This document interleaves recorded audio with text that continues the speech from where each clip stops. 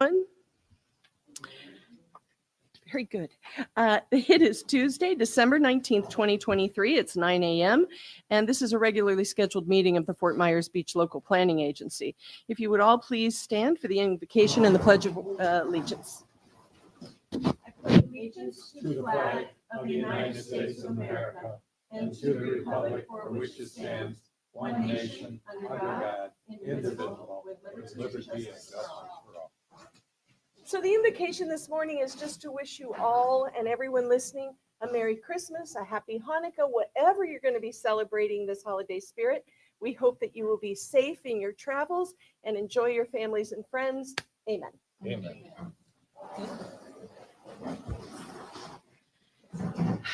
Okay. All members are present today except for Don Suddeth, who would like to participate by phone because of extraordinary circumstances. May I have a motion to approve Don's participation via phone? So moved. Second. There's a motion and a second. Is there any objection to the motion? Hearing none, the motion carries unanimously. The second thing I'd like to do before we move forward, I've had a request on the second variance, number B, to be put ahead of the TPI ordinance amendment. Is there any objection to that? Hearing no objection, we'll move B to A. Next item is approval of the minutes. May I have a motion to approve the minutes as they were distributed or with any corrections? Oh, I had too much Madam coffee. Chair, Yes, ma'am. so we did have within your minutes, included with them is the disclosure of a conflict of interest that board member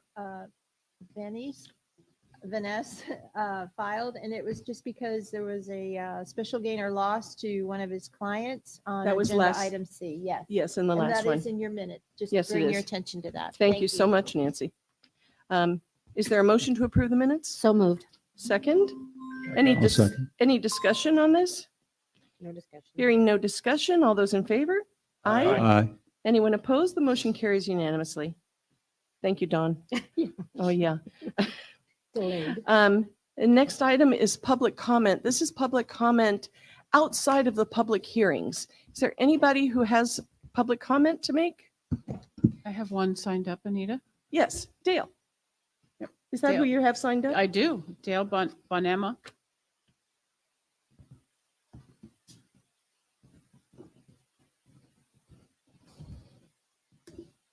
Season's greetings. Season's greetings. Dale and Jay Bonema. We live on Matanzas Court. We're across from Moss Marina.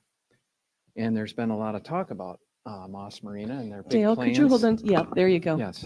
And regarding that, we just want to point out some things very quickly here. And that is that the Moss Marina application for that huge resort, it's nothing like and shouldn't be compared to Margaritaville.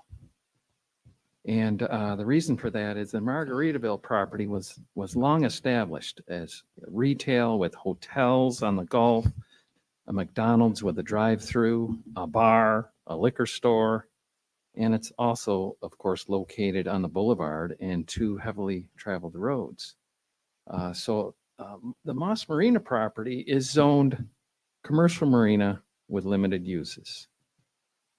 It's a pretty long reach to develop that property into multiple hotels, restaurants, and bars. In past years, they probably generated 30 vehicles a day back there, maybe 50. But that resort will generate probably 1,000 vehicles a day. And we've lived there 10 years, and they've been a good neighbor until this year when they allowed the Rude Shrimp to set up on their property in June. And since then, we've been hammered with live music 5 or 6 days a week. When we complained to Moss Marina, the manager suggested we put earplugs in and have a drink. So the Rude Shrimp has proven to be a horrible, inconsiderate neighbor. They chose to move to Moss Marina. They were deceptive when they applied to the town to set up at that new location.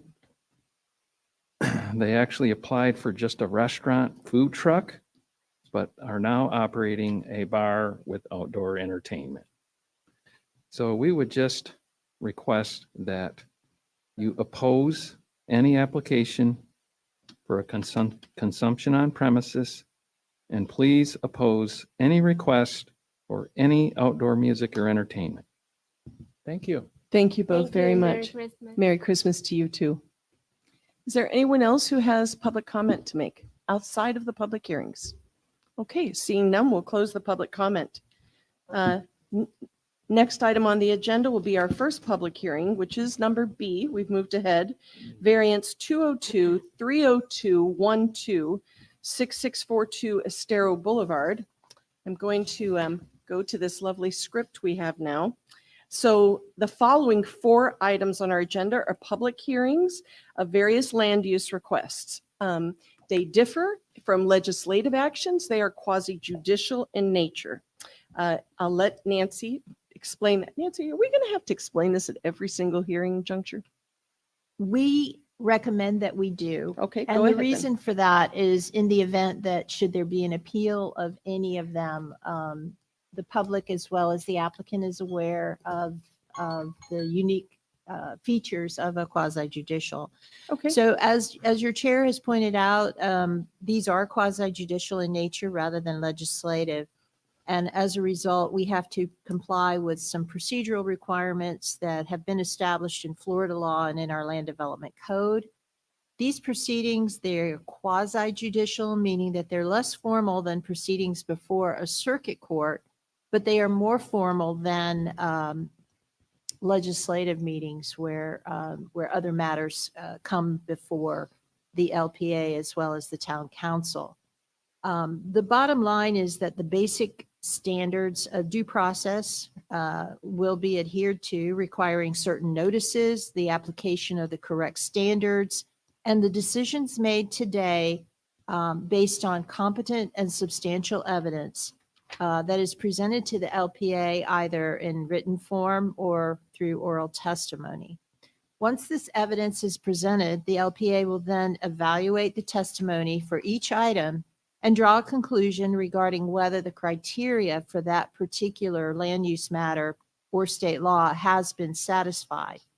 So pure speculation or opinion that is not based on competent facts should not and cannot be legally considered by the LPA in evaluating an agenda item as to whether or not the criteria has been satisfied.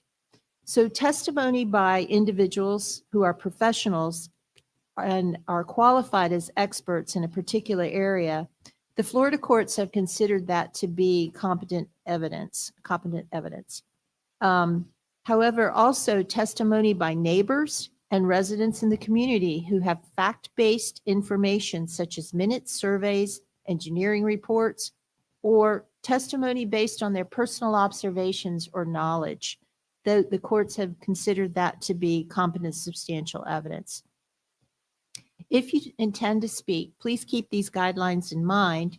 When you come forward, can you please state your name clearly for the record and whether or not you have been sworn in, your qualifications or your interest in the agenda item. And again, it's for the purposes of creating a record of the proceeding. And for purposes of efficiency, we would like to go ahead and dispose of a few what we call housekeeping matters that are part of due process considerations. And the first one is I will be asking the town clerk, have all the matters been properly advertised? Yes, they have. Okay.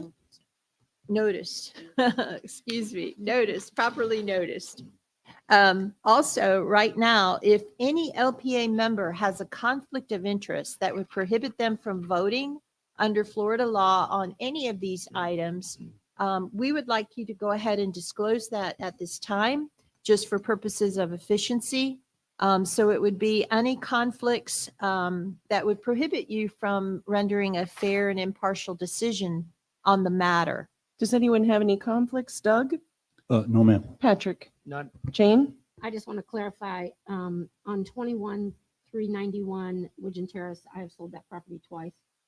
And that But I was in have the no past. interest, So yes. you have no income or any, No interest. okay. Okay. Jim, any conflicts? No conflict. How about you, Scott? Yes, I do. I'm going to recuse myself from the TPI hearing. I manage 3 lofts directly across the street, and I feel at this time it's not appropriate that I render a vote. Okay, and so what Florida law requires is subsequent to the disclosure that the Form 8B be completed, and I think he's already done that, and that form will be provided to the clerk and added to the minutes for the next meeting. At this point, it is time By the way, to- Nancy, I have no conflicts, Thank at you. least in this scenario. And Dawn has And no. Dawn has no conflicts. Okay, Don does have a disclosure. Dawn, I'd like to just disclose that I did own the property at 21391 Widgeon Terrace. Sold it 2.5 years ago. okay, and again, there's no current income or any type of purchase money financing or any association with that property. Correct. Okay. thank you, Dawn. So the next step, again, for the formalities associated with due process concerns is we want to make sure that the testimony that is provided is credible. And for that reason, anyone who will be testifying today will be sworn in. So I'll defer to the town clerk to go ahead and ask anyone who is going to give testimony. Once it starts, it's hard to stop. To please rise. And Nancy, this is for any and all of the hearings. And All 4 hearings. If you're going to give testimony, Bob, aren't you going to give, you're not? Okay. Okay. So if nobody has, go ahead, Nancy. Okay. Amy? Do you solemnly swear and affirm that the testimony that you're about to give is the truth, the whole truth, and nothing but the truth? Okay. All parties have been sworn. Thank you all. Okay, so as our chair has indicated, the first item of the quasi judicial matters on your agenda will be the request for variance number 2023-0212, which is 6642 Estero Boulevard. The purpose of the variance is to allow an elevated emergency generator closer to the Estero Boulevard street right-of-way line than the principal building for the property located at the address that I mentioned. Madam Chair, the first item would be to have any disclosure of Yes. ex parte. Is there any ex parte, Scott? No. How about you, Jim? No. I have none. Jane? none. Patrick? None. Doug? None. No ex parte. Don, Dawn? None. Okay. Nancy? Okay, so all those who will be presenting, can you just let us know who is out there that's going to be presenting on this item? So we have 2. Kara and- Stewart, Kurt and staff. Brenner, Sarah Prost. Okay, so we would begin with staff, who Sarah Prost has already been qualified as an expert by the LPA, and this is based on her education and experience. Her expertise is in the area of land use, planning, and development in the city of Fort Myers Beach. The others who indicated they want to speak, would you like to be qualified as an expert at this time? Kara Stewart already has been Kara qualified. Stewart has also Yes. been qualified as an expert in land use planning in the city of, or the town of Fort Myers Beach. Okay. And all throughout the land. And, okay. All right. And so with that said, did the property owner, the applicant, receive a copy of the agenda backup materials? These are materials that have been presented to the LPA for their review prior to the They are meeting. nodding in the affirmative. Okay. And are there any questions regarding any of the ex parte disclosures, which we didn't There were have none. any? So Sarah, did you want to begin or should we have the applicants? Usually the I can staff begin. begins. Yeah. Okay, go ahead. Okay. Thank you. Thank you, Sarah. Good morning, Sarah Probst with Community Development. Point Estero Condominium Association is requesting a variance from section 34-1174B to allow an elevated generator forward of the primary structure The parcel is zoned residential multifamily, which allows recreational facilities such as pools, shuffleboards, and other courts forward of the primary structure with an approved site plan. However, because this is not a recreational facility, a variance must be approved for the structure. Prior to Ian, the condominium generator was located on the ground floor of the primary structure. The primary structure is approximately 250 feet from Estero Boulevard. The proposed generator will be 59 feet from the street property line and 23 feet from the side property line. The structure will be elevated 13 feet above sea level and located in the parking lot adjacent to the tennis courts. To make the generator less noticeable, the applicant has proposed the access stairs opposite of the street side, and they have agreed to a condition to include screening between the structure and the street. While there is room on the parcel to place the generator behind the facade of the primary structure, the required elevation of the generator would be 21 feet above sea level because it would be seaward of the 1991 CCCL. The proposed location of the elevated generator is landward of the 1991 CCCL, which will allow the structure to be 8 feet lower than if it were seaward of the CCCL. Staff is available for any questions you may have, and the applicant's agent is also here. Just to put on the record for the public, CCCL is Coastal Construction Control Line. Thank you. My apologies. No, that's okay. That's okay. I just always get an email about why do you have to use all the acronyms? Well, for very obvious reasons there. Okay, thank you. Questions for staff? Anyone? Doug, anything? Yeah, would the generator have like a soundproof enclosure or something like that I to don't- mitigate noise? I don't believe that that's proposed at this time. It is a good distance from any other structure. The closest thing that will, so it's 24 feet from the side property line with the neighboring condominium, but that is actually a parking lot there. So it seems as if it won't be close enough to have a noise impact on any surrounding properties. But they are not proposing at this But time. it would probably be in some sort of weatherproof enclosure, right? I would assume so. I haven't asked for the details of the actual structure. Doug, we can follow up with the applicant on that. Yeah, I would imagine they'd want to have a weatherproof and soundproof enclosure anyway, but Yeah, we would have, I mean, the applicant is here and that might be a good question for them. okay, thank you. Any other, Jane, you have a Any question? comments from Sanderac as far as they're concerned since they were noticed? None.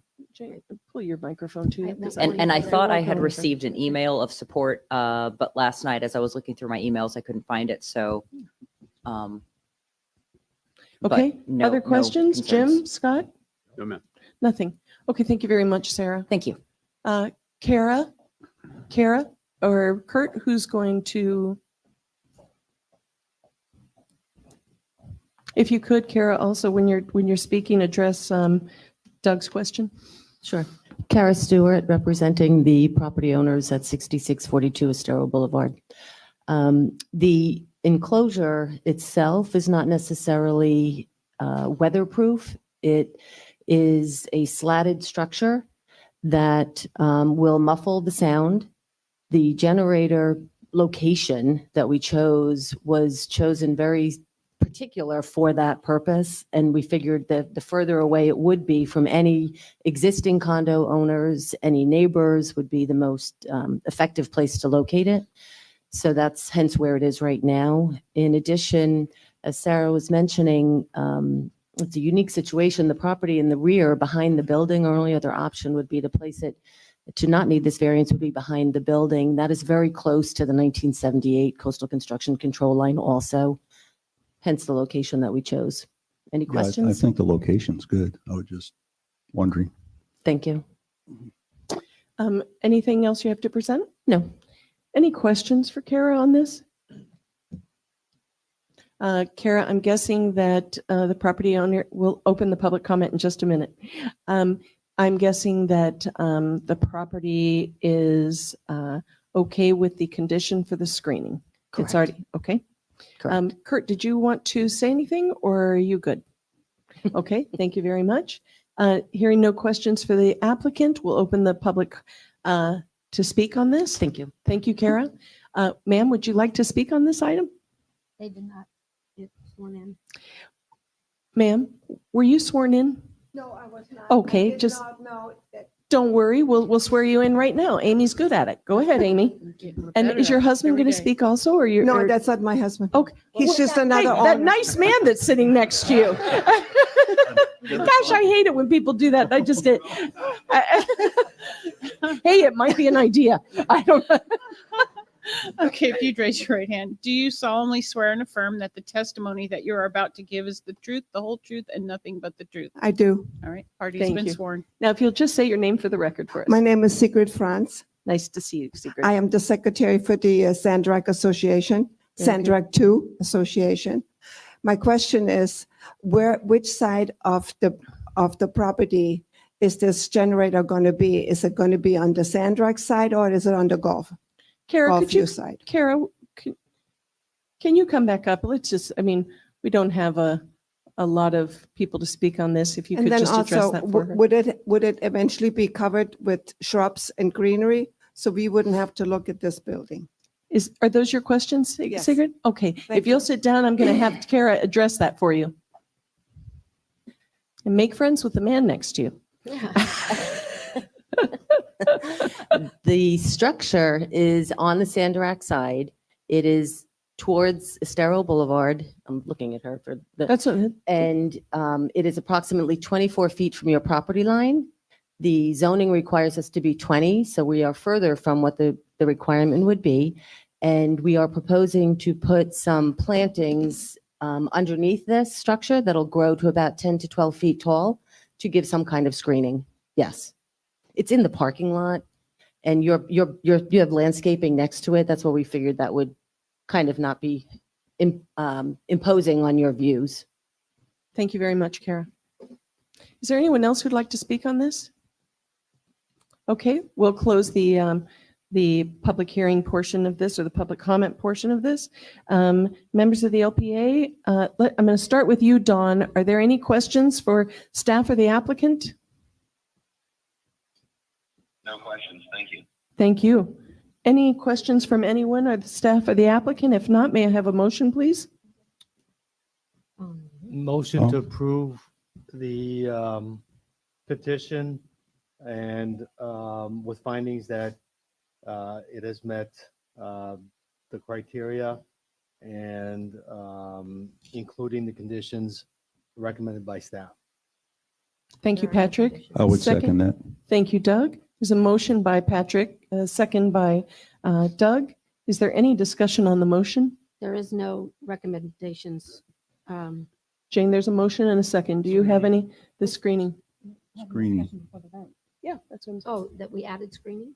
Yeah. They didn't add screening. They have it in their plan. It's in the condition. Oh, okay. That's one of the conditions. All right. Thanks. Any other discussion?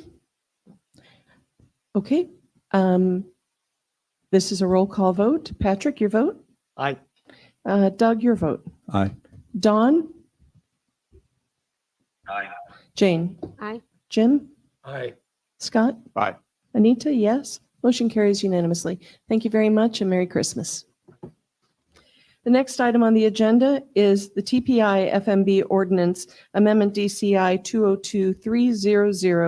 202-300-227. This is to approve or deny the application associated with Margaritaville Properties requesting amendments of Ordinance 1804 to the conditions of approval, number 6, number 12F and G, and number 18A and B. Has everyone who wishes to speak on this been sworn in? Okay. And are there any ex parte communications? Scott has filed a conflict of interest. Jim, any ex parte? No ex parte. Jane, ex parte? How about you, Doug? None. And Patrick? No ex parte. I have ex parte. I spoke with John Richard yesterday. I also have emailed Mr. Torgerson, and those are my ex partes. I'm going to assume that others might have. Jane? I spoke to John Richard also, and Don hasn't. I don't think anybody can hear you. I spoke with John Richard yesterday. Okay. and Don. Anybody else? No Dawn? ex parte for Dawn. No ex parte. Okay, thank you very much. So did I- Qualification of witnesses, of those who will be qualifications testifying. of witnesses. So Mr. Smalley has been previously qualified as an expert for the town. And and Steve from Pavis Law Firm has, Mr. Hartzell has also been qualified previously, but we could requalify him. Can we accept Mr. Hartzell as an expert in his field? Yes. May I have a motion, Jane? Motion to accept. Is there a second? I'll second. Okay, there's a motion and a second. Is there any objection to the motion? Motion passes unanimously. Okay, Jason. Couple other little housekeeping items. Okay. Has the owner applicant received a copy of the background material that's been provided to the LPA? Yeah. Thank you. And did you have any questions regarding any of their ex parte disclosures? Okay, thank you. Mr. Smalley. Good morning, members. Merry Christmas, Jason. Merry Christmas to you as well. And Merry Christmas to everybody else. My name is Jason Smalley. I'm with the Community Development Department, Planning and Zoning. So today we have a request for an amendment to TPI's already existing CPD. Excuse me. As was shown in the timeline, the original approval was from the 1804 ordinance. And today they will be requesting some minor changes and some substantive changes to those limitations that were originally approved. If you'll entertain me, I'd like to just briefly go through them, just for the advantage of everybody at home. So the first series in the staff report, number 6 and number 18A, are specifically to deal with what were noticed to be some errors. There's no real substantive changes here. Staff has confirmed that those incorrect page listings were retained from earlier ordinances. And today the applicant is wishing to change those. We agree that those pages were just incorrectly noted in previous documentation. Going to conditions of approval for requested change of 12F and 12G. Here's where we get into some of the more substantive changes that are being requested. So in 12F, the parcel 2, which includes what is known as Beach Club and the aquatic venue, they are requesting to allow for additional amplified music on that parcel up until 10 p.m. They are also requesting that the time be extended until 11 p.m. as opposed to what previously existed, which was 9 p.m. or 1 hour after sunset. Staff agrees that that would be roughly a 2-hour change that they're requesting in their opening times. Again, the proposal here is for amplified music up until 10 p.m. on parcel 2, with the exception of their open, unenclosed hotel, restaurant, and bar, which would be allowed to be open from 7 a.m. to 12 a.m. That is an existing allowance for time. That was already approved in previous approvals on the CPD. They are also requesting that we clarify that any possible noise violations should be addressed through the town's noise ordinance rather than through CPD limitations. So that by necessity would be handled by the sheriff's office.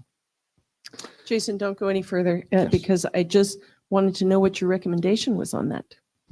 So staff was not involved in actually making the recommendations originally, and staff really holds no recommendations at this point, mainly because we have no performance indicators to compare them against. Obviously, they've been open for a few days now with actual guests on the site, so we don't really have enough time to see whether or not the rules that they were working under were proper or were perhaps too rigid. Okay, thank you. Jason, may I ask just for the record, I mean, any issues with the comp plan? So the request would be consistent with the comp plan. Staff believes that the recommendations would be consistent with the comp plan should they be approved.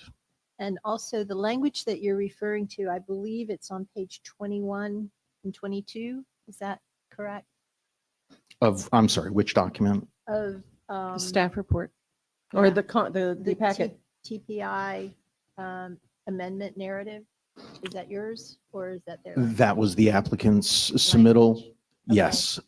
So I do have the sheets, the slides that were given out to us, which reproduce those as well. If, So to focus the LPA on the actual language change Mhm. that that staff has reviewed, what page would that be found on? I'm going to have to go back to the packet. If, Oh, I'm if you are stating that it's on 21 and 22 in the submittal package, Yeah. I'm sorry. Yes, it is on those pages. I apologize. I That's did not okay, have I'm their packet sorry. in front of me. I just wanted to have them focused on the specific request. Absolutely, absolutely. Sorry. Were there any questions on that documentation or where it's coming from the LPA? No. Okay. I would like to then go down to 12G. This is seemingly a small change, but I think staff had a few questions to clarify where they meant on the site. So 12G asked to clarify that the aquatic venue is subject to the 325 non-guest user limitation. Rather than the beach club. I think staff has questions about whether those are terms that are being used interchangeably or were those discrete ring-fenced areas that the applicant could point to. And I think that staff would appreciate at the end here that we have a new map produced to specify what those areas are if they are approved for these conditions changes. So again, staff just wants to clarify the difference, if there is any, between beach club and the aquatic venue. They seem to be used interchangeably in certain portions of the language. Thank you. Finally, we'll focus in on condition of approval 18B. So this would be a proposal to extend the hours of alcoholic beverage sales on the approved COP areas until 11 p.m. And this would match the requested condition, the amendment to the condition of approval in 12F. They've also, the removal of the language regarding the amplified music is also going to be addressed in 12F. So staff is here for any questions that you may have about our review of this property. And then obviously the applicant has his folks here as well to take questions. Okay. Dawn, I'm going to start with you. Do you have any questions of the staff? I don't have any questions, no. Thank you. How about you, Jane? Questions? I'm just curious, are there any other businesses on this island that have to submit a monthly report of how many people go through their property? Not that I'm aware of, no. There are, in that same vein, there are limitations, for instance, on restaurants and their receipts, in which the town can request those documents from them to ensure that they're on the right side of restaurant versus bar or cocktail lounge. The pink shell does have a Thank you. limitation on the number of people who can attend that are not staying at the hotel. Okay. Another question I have is, Jane, I can barely hear you. another question I have is on the location of the music that's going to be outside by the pool area. Do you have any location on that?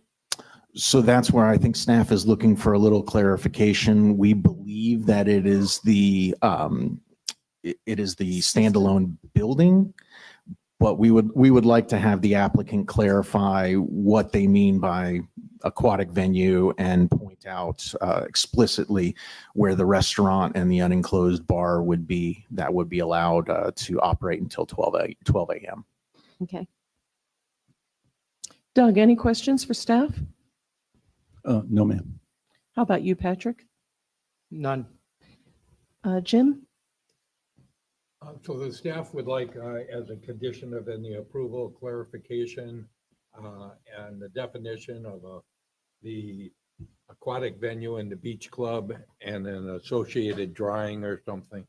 Yes, I think it could be accomplished with a one-page drawing, just calling out those different areas and their time allowances. Scott, I'm just going to ignore you through this one, okay? Sounds familiar. All right. Thank you very much, Jason. We may call you back. Yes. Mr. Hartson.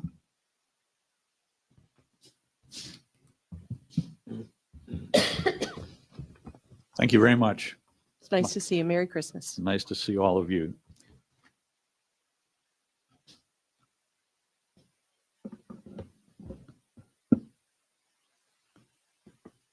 For the record, my name is Steve Hartzell. I'm an attorney with Pavis Law Firm.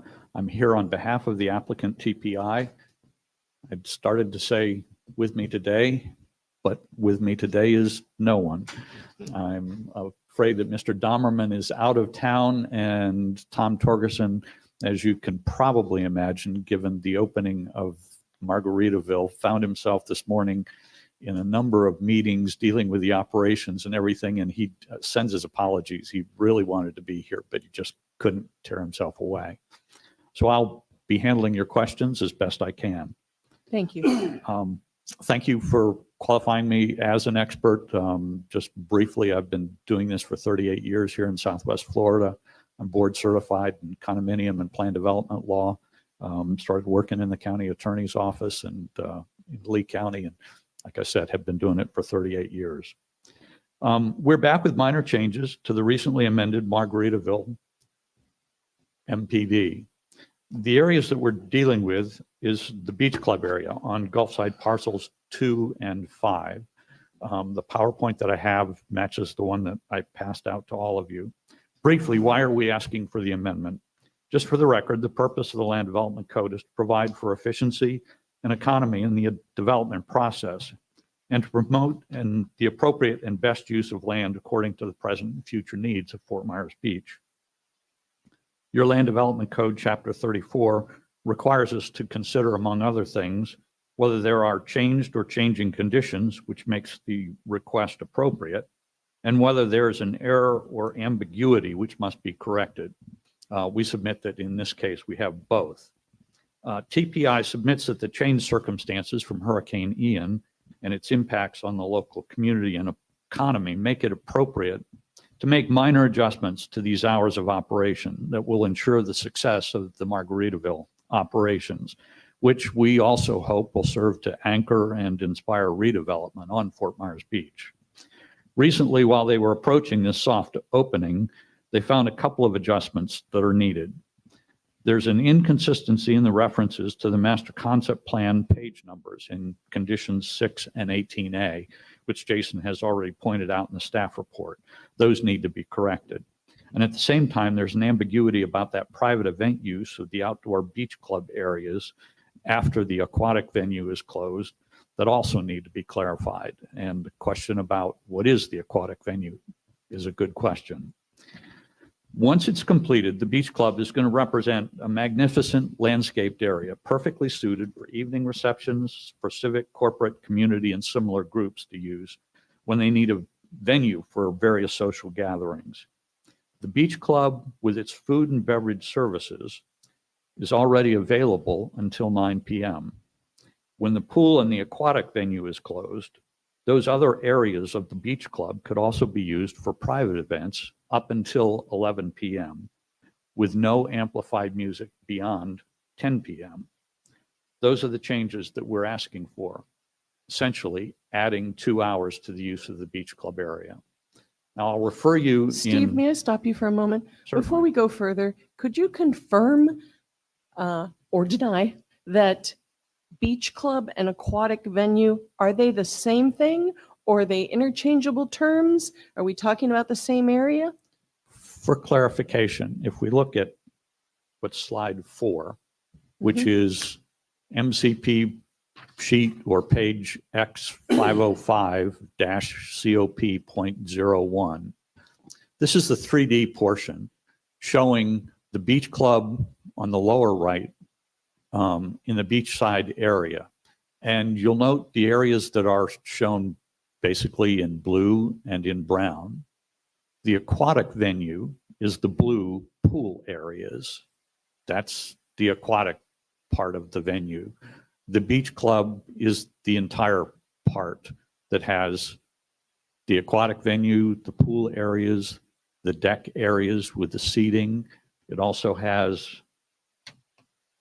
So for our purposes, separating out the pool, which is the aquatic venue. So the pool is the aquatic venue. yes, Everything else is the beach club. So for our purposes today, we're really talking about the beach club. Is that correct? well, we are talking about the entire beach club area. Okay. And when the aquatic venue, basically when the pool, which is the activity area that's open to day passes, excuse me, when that gets closed down, probably close to 5 p.m., that entire area would otherwise not really be used.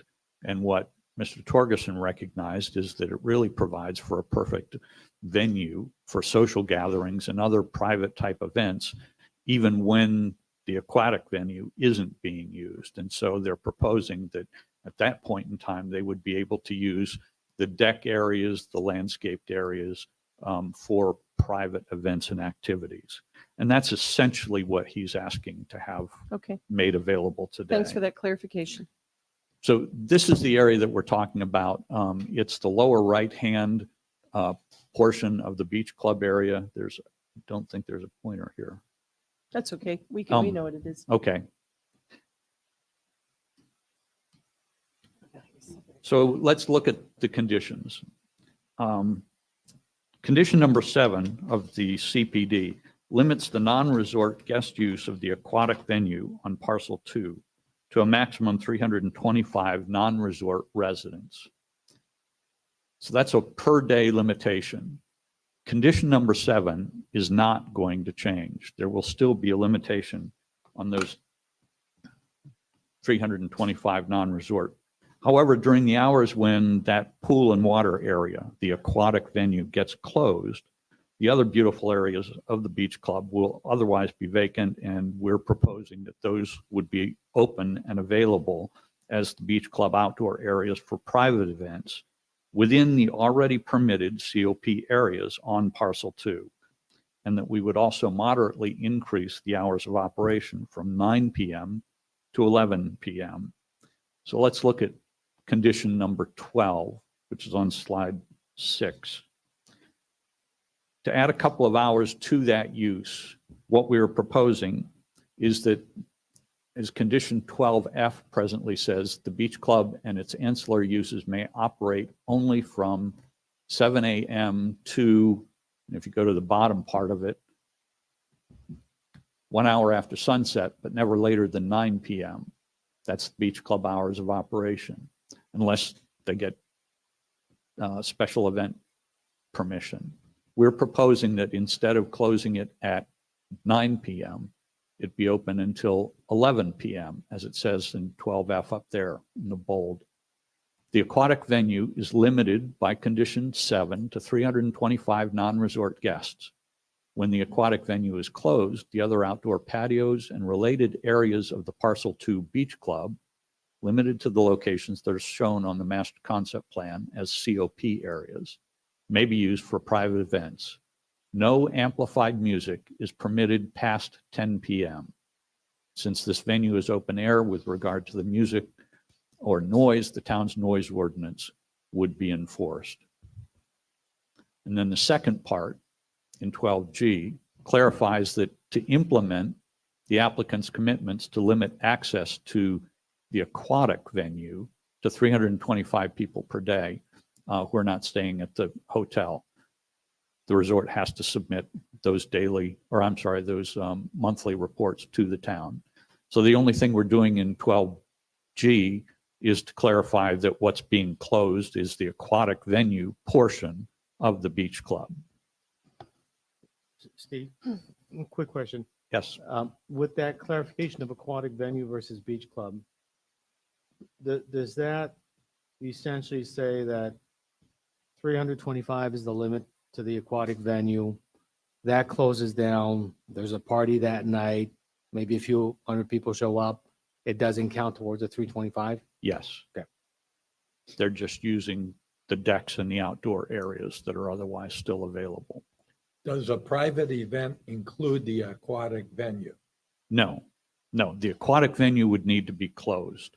So it doesn't matter if you're a non-resident or a non-hotel guest or not, the aquatic venue is closed during a private event after hours.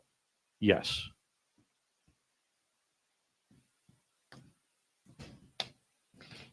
Steve, So- I'd like to just ask a further clarification on this. So the way this reads, the aquatic venue is limited by condition 7 to 325 non-resort guests.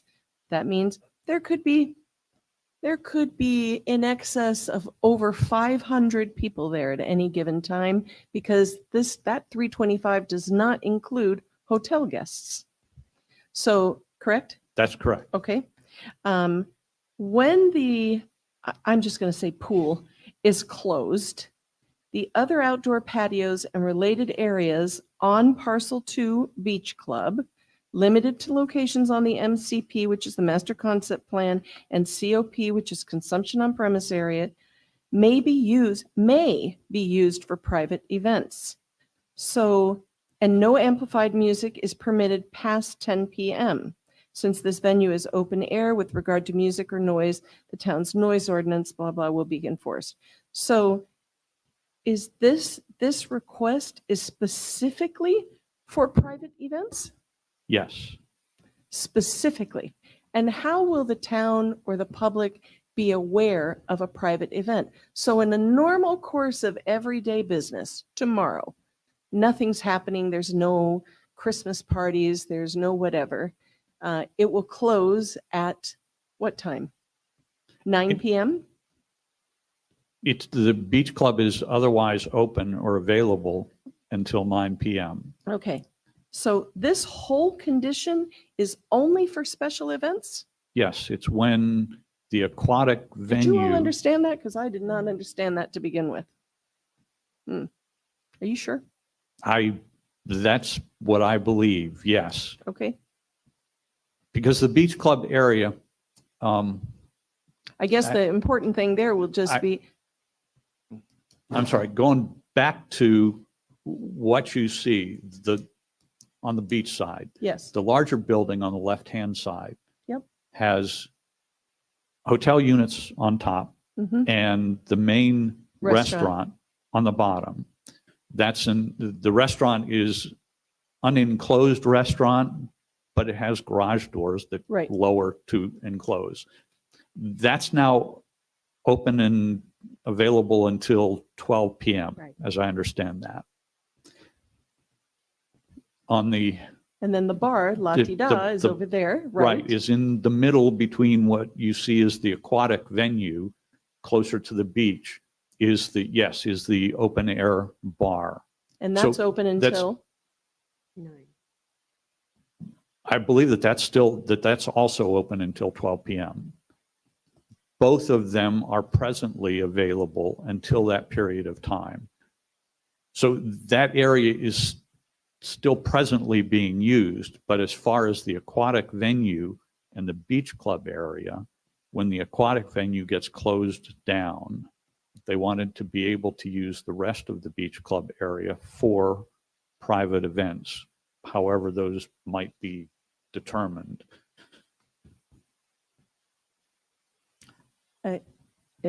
Okay, thank you. Go ahead. All right. These are the amendments to condition 12F and 12G.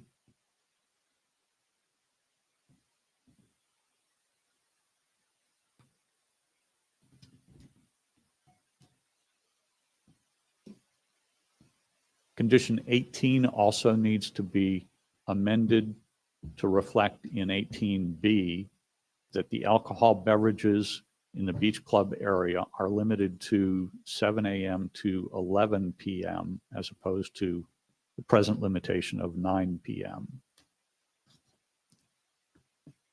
And you'll note that we took out the reference to the amplified music because that's addressed in condition 12F now. And then finally, we get back to essentially the editorial changes, corrections to the master concept plan change or pages. Conditions 6 and 18A have a couple of changes that need to correct those page numbers. Condition number 9 is where the correct page numbers are shown.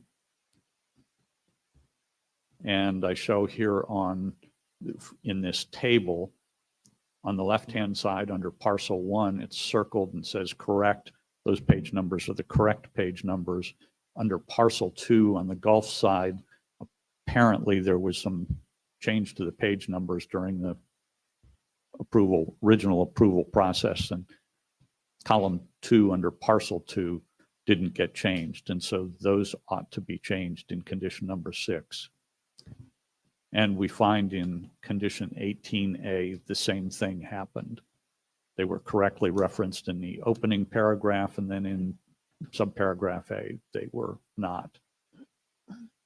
So in conclusion, we would submit that the minor changes correct the existing errors or ambiguities and will remain consistent with the town's land development code and comprehensive plan, as well as being consistent with the overall theme of Margaritaville. And we would request that you approve the changes. Thank you, Steve. Happy to answer any questions. Or Yes. Are there, could I suggest something? Does anybody else have the confusion I have about special events? Would you all mind if we took a 10-minute break to allow Mr. Hartzell to contact his client to clarify this point? I think this really needs clarification because it's not at all how I understood it to begin with. Anita, I've got Yes. one clarification to look into also. So condition 12F does say special events. Okay? Yep. Private events. Okay? However, it says that these private events can occur after the aquatic club has closed. There might be a condition somewhere else in the PD, but I don't have it here. This does not say at what time the aquatic club has to close. That's right. So should the aquatic club be open till 11, then every day you can have private events, essentially. no, and that would be the point. When the aquatic venue is closed, the rest of the beach area could be used for private events. Is there a limitation? That's what I'm asking for. Is there a limitation in the PD elsewhere that sets times for the aquatic club? Because what you've given us doesn't show it, but it might be in there. I do not believe that there is any limitation on the timing of the. Yes, there is. But I can't remember, but I'm sure there is because that was part in the course. That's why we need this clarified. In the course of the CPD, it wasn't just about amplified music. It was about the ambient noise of potentially 500 people. Okay, so Mr. Torgerson is available for a call, Mr. Hartzell. So I'm going to put the meeting in a 10-minute break, and we're going to clarify these issues. So, Good deal. Steve, if you, Jason, will you put us on mute? No, not Jason, Jacob. Thank you.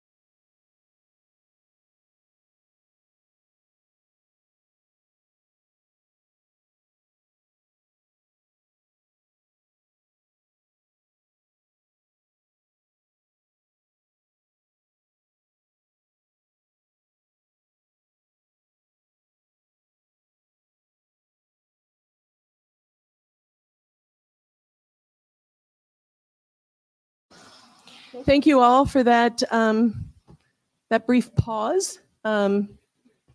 Scott Safford will be rejoining us here in a moment. Okay, Mr. Hartzell, can you answer our questions now?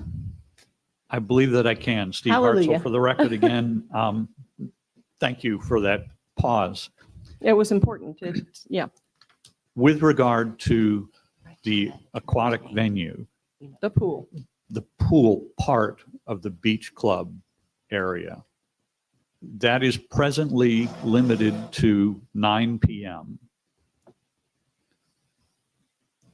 The amendment will be for those days when there are private events that have been scheduled for the beach club area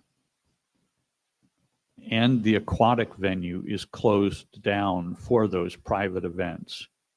So when the aquatic venue, the pool area, is closed early before 9 p.m., the rest of the beach club area, the deck, the landscaped areas, would be open and available as a venue for private events. Did Mr. Torgerson indicate to you how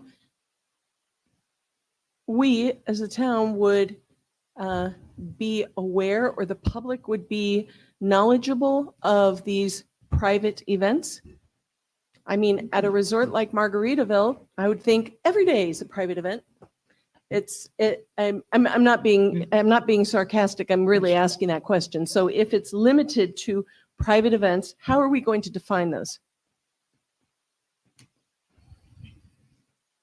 In terms of private events would be those where you need an invitation to come. In other words, if you, for instance, if there is a, here at Diamond Head, if somebody's going to use the conference rooms, they have to book those. And that's a private I event. understand, but somebody books this as a special event, it doesn't implicate or impact anyone. But if someone books the beach club as a private event, it will absolutely impact neighborhoods. And I think those were the questions that have been raised as to this sound, extended hours, and whatever else. So I'm just asking, how would the special event or the private event be moderated, or maybe there's not an answer to that. Do you all understand what I'm asking? Does anybody else share that concern? How is it? Yeah. Like for a wedding, you would have, it would only be invitation only, and I get how I get that, how it would work, but how does the rest of the world know that this is a private event? And so they have this allowance for these private events. Is there a limit to the number of private events that would occur there? Or could potentially there be a private event or multiple private events every day of the year? In which case the end result would be, we've just expanded the hours period. I suppose theoretically that could be the case.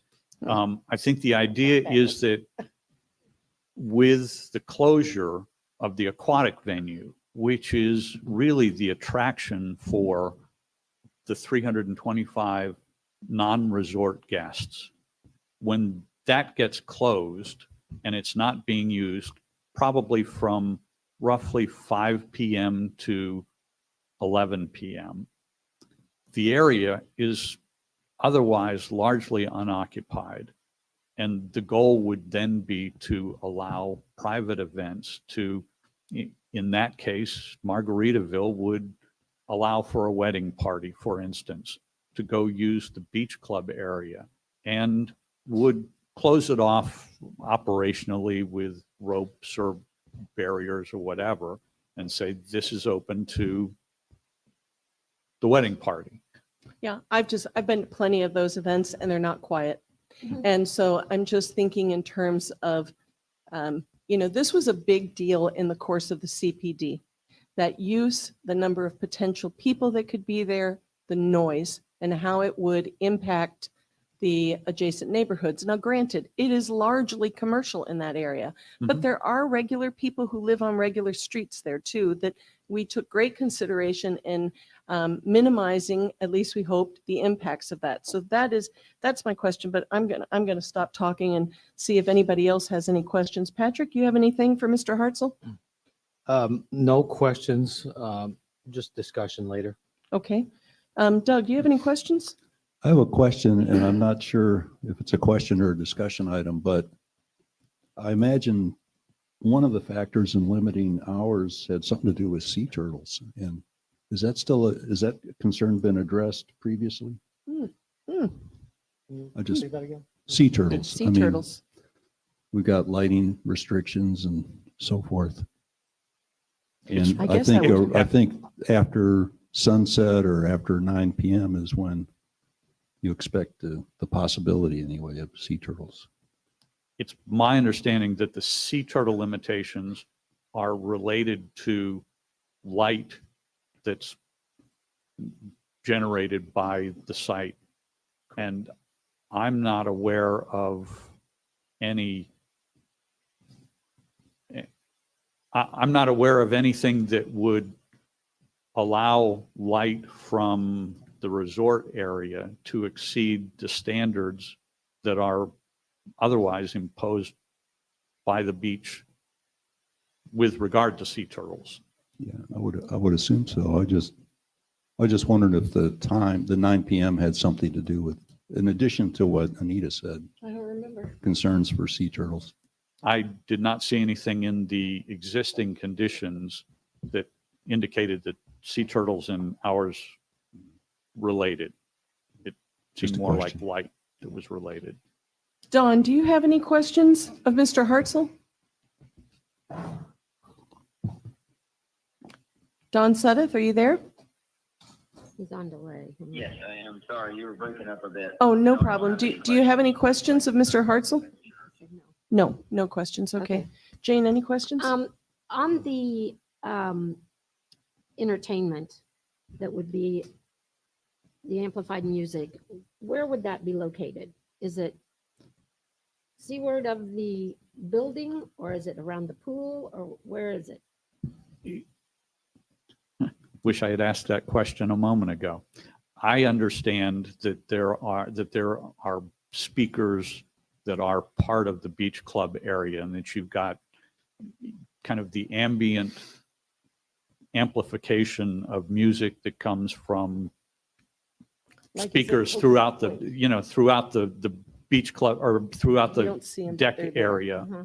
so that you can hear the music as you're walking around, which, to the extent that it's helpful, I understand and I appreciate that Mr. Richard has a presentation as well and is concerned about that. As Mr. Torgerson has explained it to me, the amplified music that would occur between 9 and 10 PM would largely be background mood music as opposed to loud live music. That's what they're- Unfortunately, that's very subjective. Your mood and my mood are very different. I That's- understand. yeah. That's- We were trying to Come up find with a way something. to, I know, yes, I I know. want to talk about ambient background music as opposed to, Yeah, a band. yes, entertainment music, a Right, band, right. live music like that. Again, more for background than. Yeah. And if that's a concern, we can address that as well. Okay. Madam Jim, Chair? yes. We may have a little bit more information because it seems that questions are coming up regarding whether it's a private event or perhaps an event that would require a special event permit. And so Sarah has reference to the existing ordinance. Give you perhaps a little bit more. Thank you. So the definition of a special event is an activity within the boundaries of the town of Fort Myers Beach, which would inhibit the usual flow of pedestrian or vehicular travel, or which occupies any public area or building so as to preempt use of said area by the general public, or which deviates from the established use of said area of building, but such term does not include the following. And it talks about residential dwellings and a permitted activity. And then it says private gatherings that will make no use of public property other than for lawful parking. So the vast majority of the events taking place on Margaritaville's property are going to be considered private gatherings. So they would not fall under a special event use unless someone needed to use the beach, the town's beach property, such as if they wanted a wedding on the sand. That doesn't help, but that's clear. That's Yeah. clarifying. Jim, you have a questions for Mr. Hartzell? So a private event could be a 500-person wedding reception. In which case, forget about the sound. You're just Yeah. talking about the people. Yeah. Well, and if it's a limitation to ambient sound, or could they have their band out there? There's plenty of room for a band to set up in that beach area. I don't believe that that's anticipated in the beach club area. There are a number of areas within the Margaritaville where live music is offered. I did not see the beach club area as being one of those. But in the current proposal, there's no limitation that would. There wasn't, no. Okay. Do you have anything else, Mr. Hartzell? No, ma'am, I'll be happy to answer questions. Okay. Let me see if there's any public comment. Thank you. Thank you very much. Is there anybody who would like to make comment on this case? John.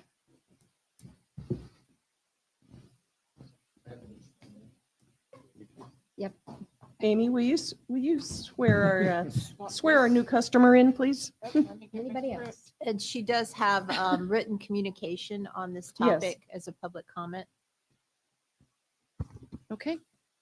Do you solemnly swear and affirm that the testimony you are about to give is the truth, the whole truth, and nothing but the truth? I do. All right. Party's been sworn. Good morning, everybody. John McLean, Egret Street. I appreciate the lines of questioning that are going on. The concern that I have is it seems that the cutout of the aquatic area from the beach club seems to remove restrictions from the beach club that are in place for the aquatic venue. It appears to me, though I couldn't say anything about the intent, that this will allow extended use of the entire beach club for whatever might be defined as a private event, which it seems like anything that occurs on Margaritaville will be a private event. I'm not opposed to using that property, but I believe that the original intent is being stretched by this request.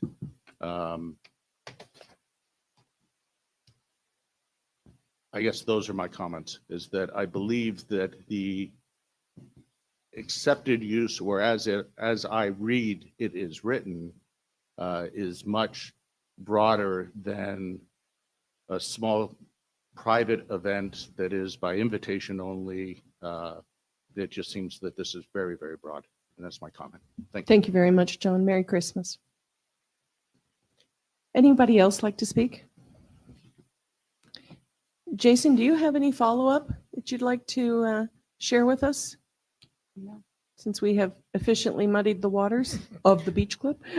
So I think one thing staff did have, and I don't think it was broached at all in this topic here, but parcel 5 is the beach area. I believe that is the COP The area. sand. The sand, exactly. So none of this necessarily relates to 5, but I was just, I think staff would appreciate clarification that, again, since the COP area seems to extend across almost the entirety of parcel 2, do we know whether parcel 5, the beach area or sand area, would also take on some of those guests in these off hours? I don't think that's clear. I mean, it's not Yeah. stipulated. Jason, if you look at F, it does talk to parcel 2 Right. versus the beach area being parcel 5. However, I was wondering, does the COP extend to both parcels? I would imagine I so. believe it does. So while sales may be limited to parcel 2, that theoretically would allow these guests during the evening to then utilize parcel 5 unless that's been physically limited to them. So I think staff would just appreciate a clarification on that in particular. Okay. Thank you, Jason. Mr. Hartzell, do you have any final thoughts? Probably a couple of final thoughts. With regard to parcel 5, and let me see if I can. This is the part of the plan that shows the area where COP is allowed. And parcel 5 is sort of the pointed part that points toward the beach. It's the small adjacent area to the larger parcel 2 that has the chairs. I was just over there this morning to orient myself, and it appears to me that parcel 2 is separated by a sort of fence from the parcel 5, which is also separated from the rest of the open beach by a fence. So it does appear to me that there's some distinction physically on the ground there, where the sand area of parcel 5 is physically separated from the other parts of the beach club area. But I believe that the beach club area includes both parcel 2 and parcel 5. Now, it also appears to me that the COP approval includes parcel 2 and parcel 5. That's what the plans show to me. Now, again, I'm not certain why there's that physical separation with the kind of fence between parcel 2 and parcel 5. Well, it does say expansion of COP onto the sandy beach seaward of the seawall is prohibited. Yes, it does. I just wasn't sure whether the seawall was on parcel 2. Yeah, or 5. Or whether the seawall was on the south part of parcel 5. But yes, that's where I believe that wherever the seawall is, that's the end of where the COP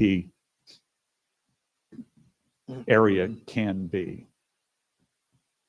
I don't happen to know where it is right now, but I think it's already addressed, I guess was my point. Okay. I would be happy, to the extent that there are questions specifically with regard to the language and how that applies, I would be happy to talk about that. Again, we're basically asking for the extension of 2 hours when the aquatic part of the beach club area is closed down.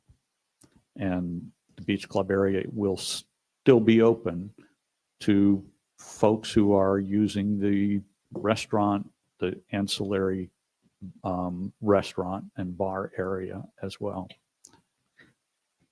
That's different than private events. And that is true. When there aren't private events, that whole area can be used by those who are resort guests. Part of my point being, I guess, that folks are still using that area during the rest of the, all the way up until 9 o'clock. We're simply asking that it be open for those special events until 11 o'clock if the aquatic venue gets closed down. In other words, reduce the activity from the aquatic venue. The only difference is splashing. I mean, I do understand what you're saying, but that is the draw. Intent. Yeah. Exactly. So that if they are removing the activities of the aquatic events, which draws people from outside, but allowing private events to use the deck areas, we're looking at that as effectively a wash. Mr. Hartzell, I know that the in my email exchange with the property owner or the principals, I know that this was intended to be a simple kind of thing, but it's become very complicated, at least to me. And, I feel intimately involved with this project, and I dislike saying negative things about it because I think it is such a positive. Sure. But by the same token, I know what the concerns are of folks who are worried about being impacted by it. If I could just stop for 1 second. Amy, did you want to state for the record the email and the public comment that you received, just so we have it on the record? I'm sorry, I meant to come to you before Sure, that. not a problem. You all received a copy of a letter from John Richard and Dory Smith Yes, this we did. morning. That will be entered into the record. And then I also received an email yesterday afternoon. It says, John Richard brought to our attention that Margaritaville wants to extend their playing of music until 11 p.m. We on Primo Drive across the canal from the resort would like to object to this. We think 10 p.m. is long enough to blast out over our residential neighborhood. Thank you for your consideration of this objection. 3 registered voters and permanent residents since the late 50s, Thomas, Christine, and Darby Patton. Thank you very much. That's all I have. Thank you. Thank you. Okay, any final questions for Mr. Hartzell from anyone? I guess my question is when the aquatics area is closed, does the music that is in the surrounding area go down, or does it just continue to play? The music would continue to play. Okay. The, So if the they had- aquatic venue portion, I'm sorry, I interrupted, but the aquatic venue that we are talking about is the pool area. The deck areas will still be open. Right. People could still walk around there. They could still sit out on the decks, even when the pool is actually closed. Okay. Yeah. So if it's got an acoustic band somewhere for this private event, where would that be located? To me, that is the question, in where and how is it protected? Is it facing the streets? Is it facing the Gulf of Mexico? Is it facing the hotel? Because those 30 people in that one building are also going to want to go to sleep at some point. And, I can't imagine that they're going to want to listen to acoustic beyond a certain hour. Well, they're not talking about acoustic, Jane. They're talking about amplified. Okay. I've got a question, Steve. I don't know where this discussion is going to go. However, would you and your client be willing to maybe table the issue to come back with a plan and mitigation measures to address some of these concerns that might come up?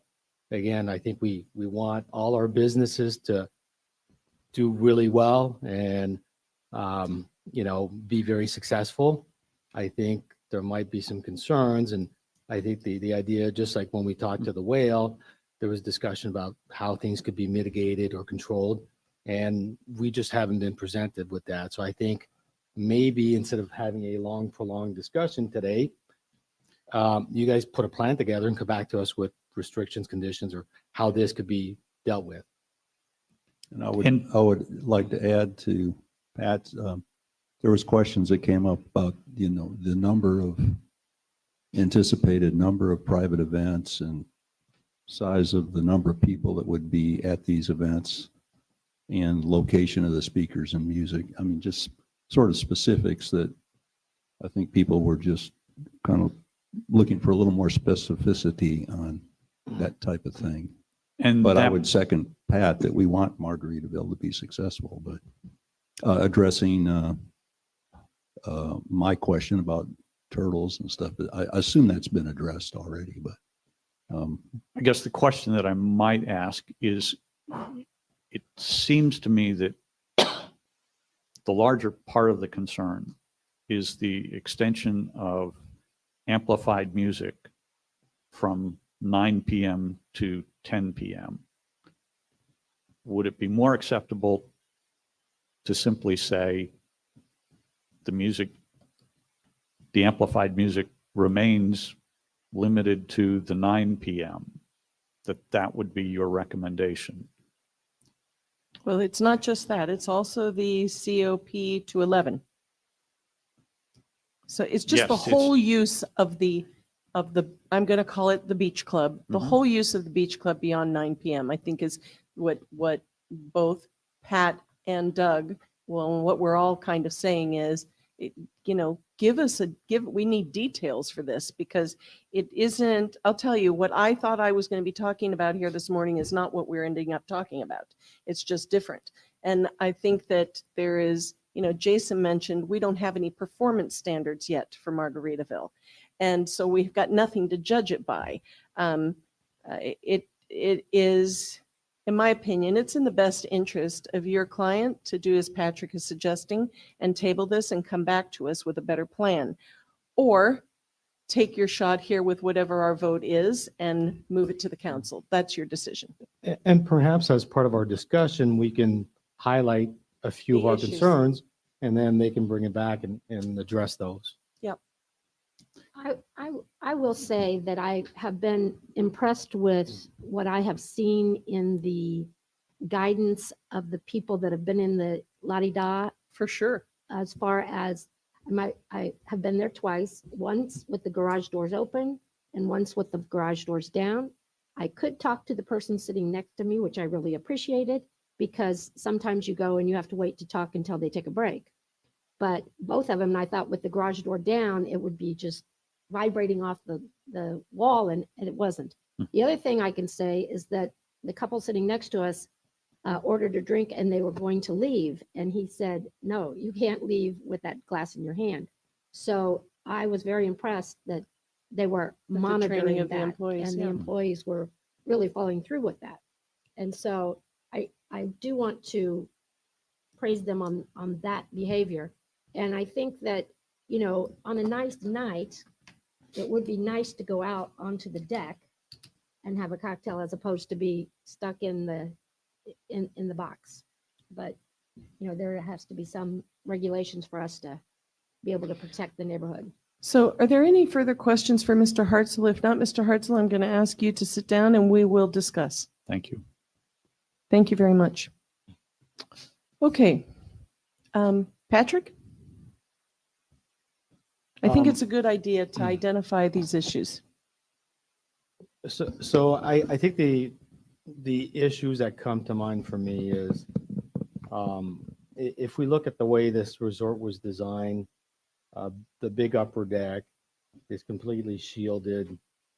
It was always intended as an entertainment area, and that's very clear. This area is a beautiful area. I think it'd be a shame that it doesn't get used. So I think, at least personally, I would like to see that area used. I think it'd be wonderful cocktail party type of area. And I think that the courtesy to the neighbors is typically when we allow those uses, we just account for how you mitigate for it. Right now, I've seen a lot of the recent plantings that have gone in. Plantings look great, but typically if it's going to be a busy area in the evenings, you create some mitigation measures for sound. And that's, I don't want to tell them how to design it, how to do it. My thing is more of, just tell us that you've considered these issues and tell us how you're going to mitigate for them and how you're willing to limit things or address things. I want them to be wildly successful. And I could tell you that if they're going to be wildly successful, people are going to want to use that pool deck area on a regular basis. There's going to be weddings, there's going to be parties, there's going to be corporate events, and people are going to want to be there. It's beautiful. You're going to have a sight of the beach and the Gulf. So I think we just have to assume that there will be activity there on a regular basis. That's just an assumption we have to make. Then given that there's going to be activity, how do you mitigate for it? That's all.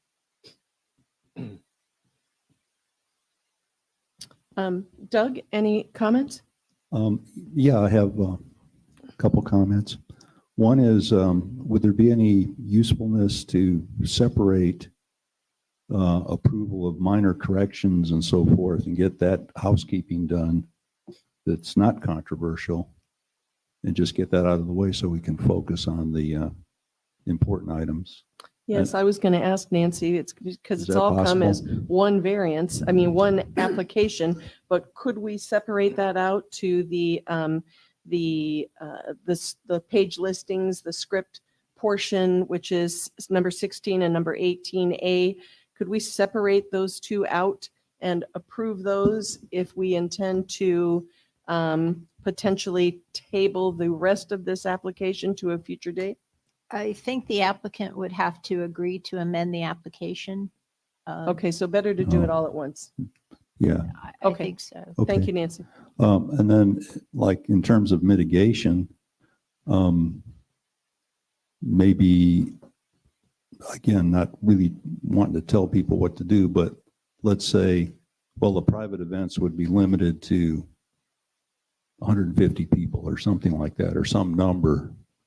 So right now, it seems like it could be any number of people, which it probably wouldn't be, but it would, I think, maybe help make folks feel better if there was, it's a certain number of people, noise is going to be mitigated. I agree. I like the idea of having a cocktail out there myself, thinking about it, but maybe details like that, I think, would help us approve or disapprove it or recommend it, I think. Okay. Dawn, do you have any comments or suggestions for further clarification on this? No additional comments. I agree with everything that's been said, and agree with some of the other comments as well with respect to use and that stuff. Yeah, I don't think I have any suggestions. It may have been mentioned already and I missed it, but one idea would be to limit pool use. In other words, no one could be in the pool, which might help some, but no other items. Thank you. Jane? My thoughts are that I think the extension to 11 o'clock for amplified music is too loud or too long for an open-aired venue. Like the upstairs is enclosed with glass and it has different areas and it can face the hotel and it's protected. But an open-air venue just is open to the public unless they can come up with some kind of mitigation before they go to council. Then I would be required, I would think that 10 o'clock would be Jane, just to clarify, the beach club would be open till 11 possibly, but the music would stop. Yeah. The amplified sound would stop at 10. Oh, okay. Well, According then to what they're proposing. I'm okay with that, with the mitigation of the location and the sound.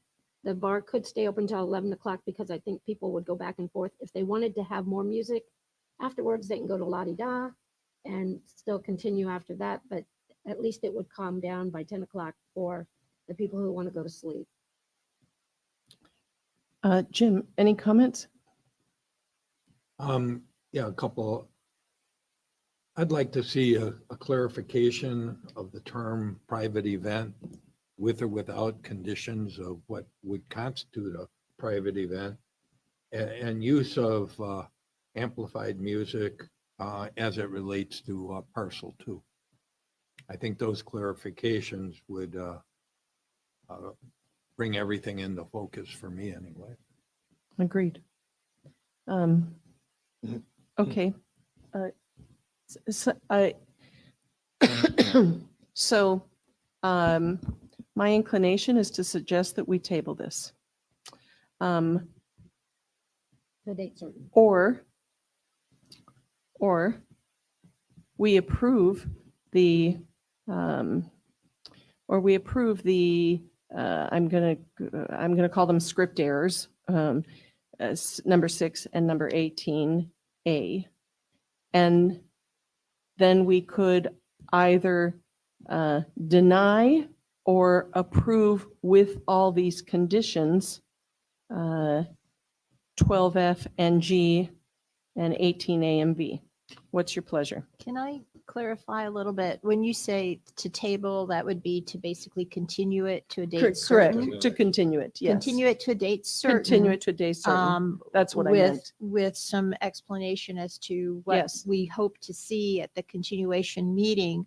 And in the alternative, I think I heard you say that you would be willing to approve it in part and deny it in part, or approve it in part with conditions. Well, it would be approval with conditions related to some of the, With all the stipulations that have been stipulation. brought forward. right. So I don't know how the LPA feels about that. But What would the applicant like to see?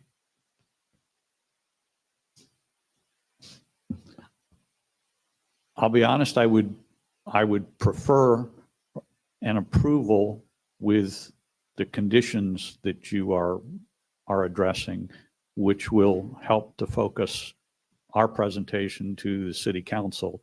And I say approval, you're obviously making a recommendation to city council to approve the changes, to keep the whole package together, but to recognize the questions, which are legitimate, good questions. And I apologize for not having all the answers to that's them, okay. but they're good questions.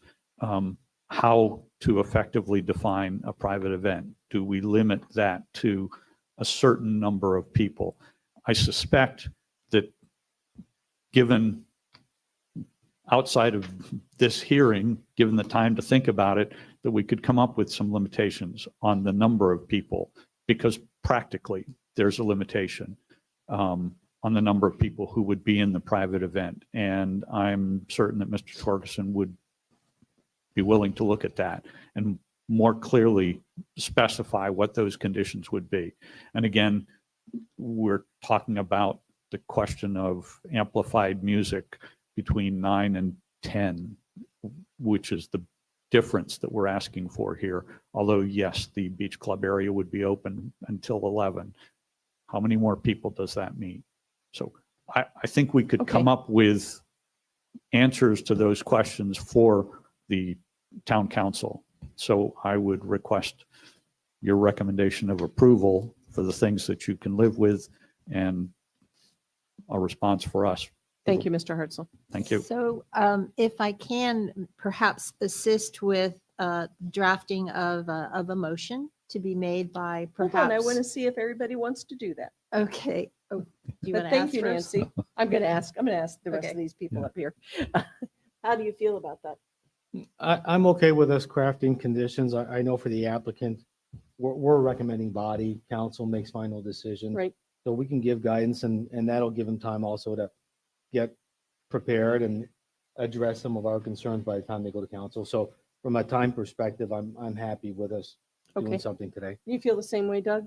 I would rather table it for more precise discussions and addressing our questions. Okay. Because I'm not sure, I know all the conditions I would want to add. I know we discussed a number of things, but we haven't enumerated them. And it would help me to see like a summary of 1, 2, 3 bullets. Here's what we're really asking for. We're changing this legal language which is hard to interpret I think sometimes. I could help you with that. I've got it. Well, let's just see. Okay. But if you got them down. Yeah. We'll see how well I did that. Dawn, how do you feel about this? I'm a little mixed. I kind of feel like you and Doug with respect to cable, but then I go back to we know council watches the LPAs, learn from the discussion, and so part of me sides a little with Pat with respect to putting the conditions on it. But again, concerned as Doug is, can we get all the conditions documented here that we think we need? Okay. I'm not sure we're all prepared for that. Okay. Jane, how do you feel? Move forward or I feel continue? that we all have thoughts in our mind that we can collectively come up with bullets that Okay. we would want addressed before the council. Jim? I'm okay with approval subject to our comprehensive list of conditions. Okay. So if I could suggest 6 and 8A or 18A, not really an issue with that, right? The 12F and G, which is the noise and everything else, we have asked how we need a specific plan, how special events will be mitigated for ambient and or amplified sound at the beach venue. Private events? That's what they would. Private events, because that's what they've asked for, right? There was an issue raised as to compliance with the sea turtle ordinance for extended hours and lighting. Another issue was raised about a clear, detailed map, updated map, this was from staff, identifying aquatic venue / pool and beach club. There was an issue raised about a capacity limit for these private events. What would that be?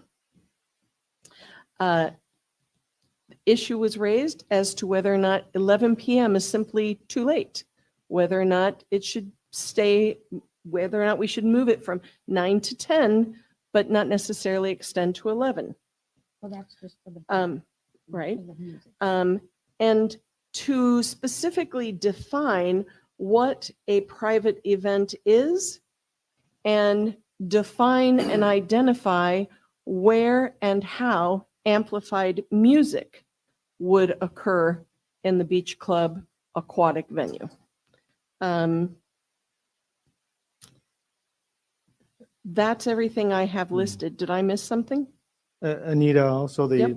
the letter from John Richard. Yes.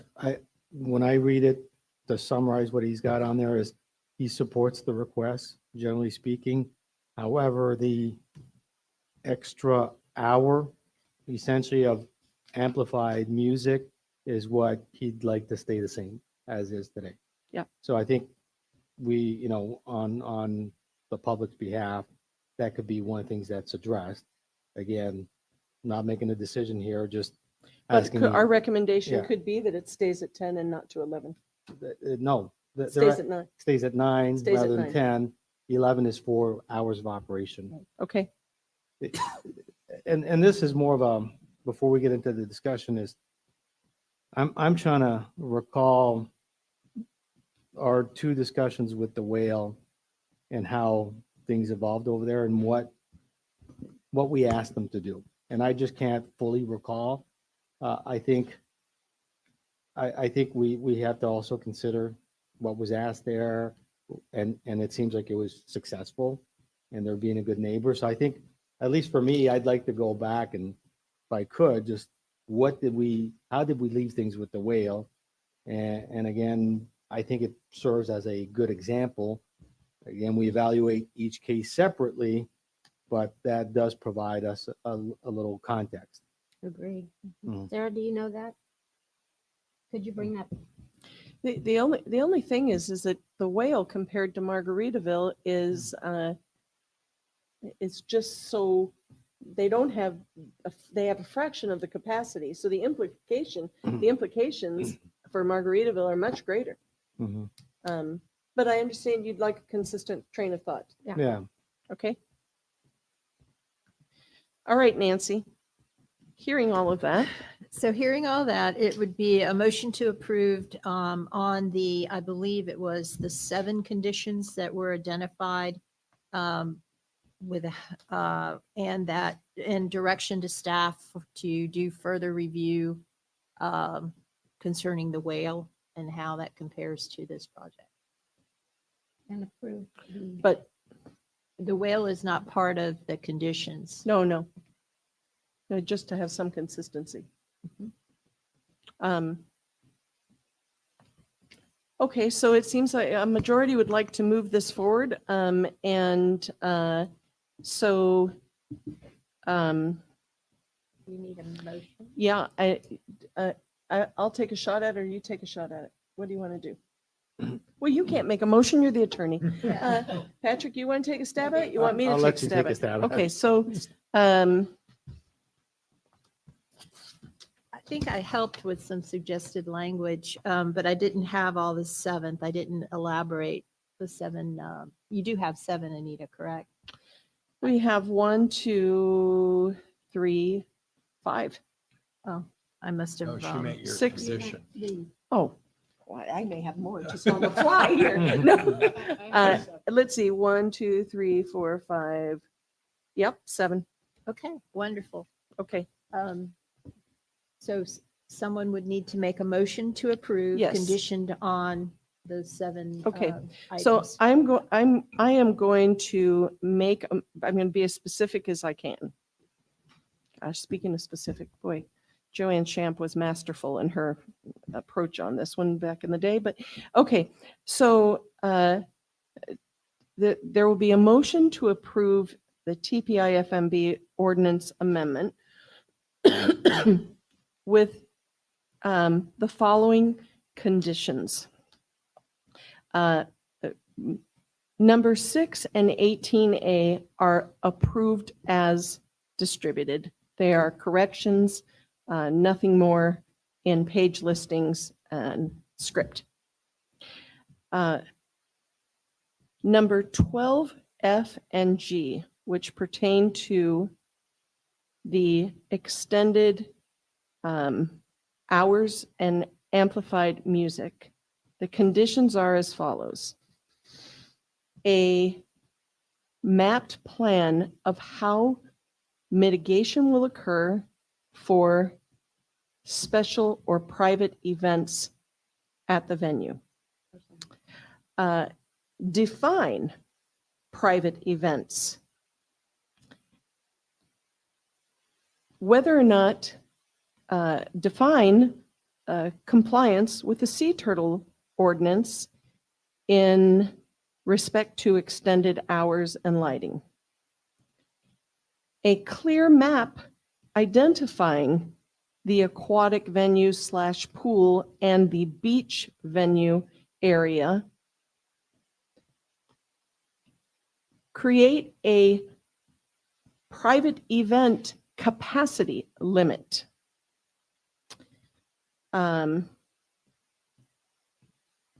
And limit the hours. Patrick, what was that again? Where's John Richardson? I wouldn't, just to address the public's comment with extending the amplified music to 10. Again, I don't really have an opinion at this time, but. Okay, so the condition would be that amplified music would be limited to 10 p.m., but operation may extend to 11 p.m. I believe that's 7. Am I right? Did you have the map? Yes, I did say the map. Okay. Then for 18 A and B, which is an extension of the COP, those would be to approve given the preceding conditions to coincide.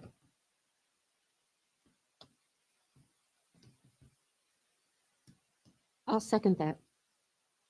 Did that make sense to everybody? Did I miss anything? I don't think so. Sounded good.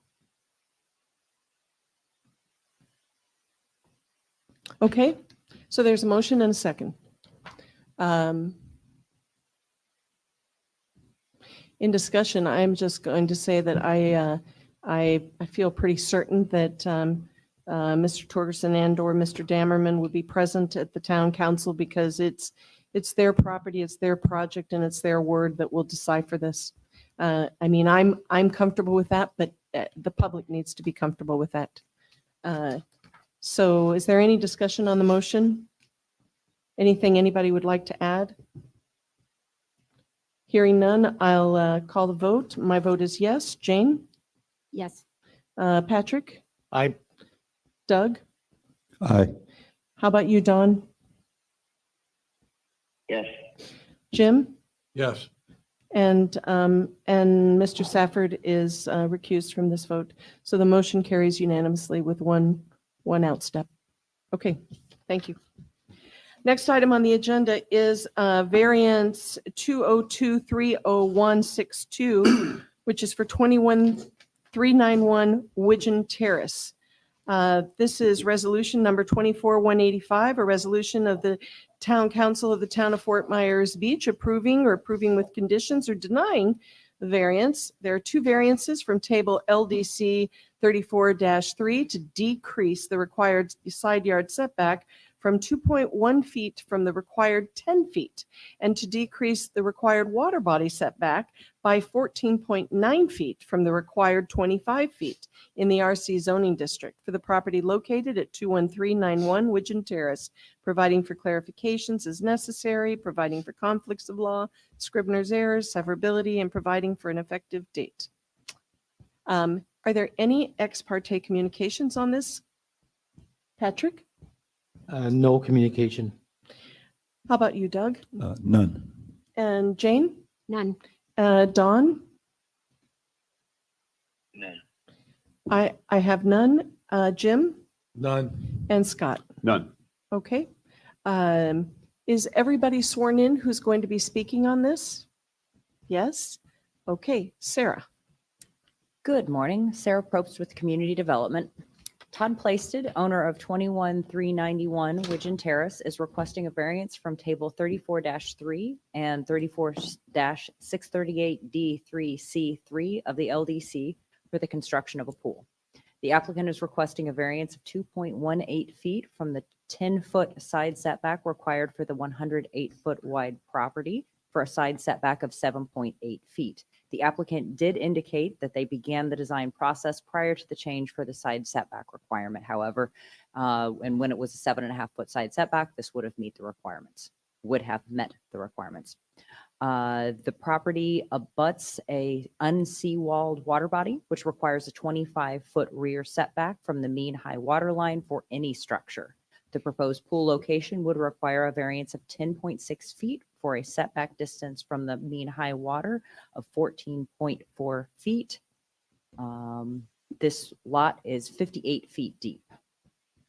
The property is zoned RC and is toward the end of the street of the relatively unique Widgeon Terrace neighborhood.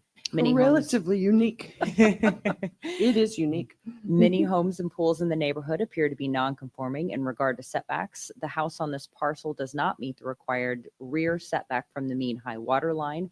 After a re-review of the staff report and documents in advance of this meeting, I would like to change the staff position to a recommendation of approval for the water body setback variance request. The depth of the lot and the right-of-way easement along the front of portion of this property significantly impact the ability to construct a pool on this property without a reduction in the required water body setback. Of note, this pool will be elevated. However, the setback requirements applied to this pool at grade or elevated are the same, 10 feet side, 25 feet from the water body. I'm available for any questions you may have, and the applicant is also here. Thank you very much, Sarah. Are there questions for Sarah right now? Sarah, in the in the packet, there refers to several pictures, but there's no pictures attached to where the pool is actually going to be, and it's not on the survey. I actually did not, it's not, There is a survey after Jane that shows where it's gonna be. Yeah. The pictures, it refers to pictures of the neighboring pools that aren't there. Okay. so there was a, There is Jane, can you? Okay. Okay. Can you I'm sorry. put him to the microphone? Don was just saying that there are photos in, And he was just clarifying that. that's on page 25 25. That's not right. or Of what? that little. Okay. I've got that. Yeah, not of our back. the original survey we received did not show the location of the pool. We requested that they indicate where the pool would be trying to proposed. find the page number, sorry. Yeah, it's on page 162 of the PDF. And it shows the pool. Okay. I do Shows see it now. I pool just by wanted to others. confirm that area. Okay. Mhm. So prior to the change of side setbacks, this would only require a water body setback. That's what they did indicate. In thinking back at that time, so we changed from, I think at that time we were at the 15%. I was speaking with the applicant before this hearing on our break, and that's when they indicated such. At the time that they would have done this, I believe it would have been the required 15% setback unless it was prior to that. So it was a 7.5-foot side setback, then it got switched to a 15% of the lot width, and then it got changed to 10 for 100-foot wide lots. So it's changed several times over the last couple of years.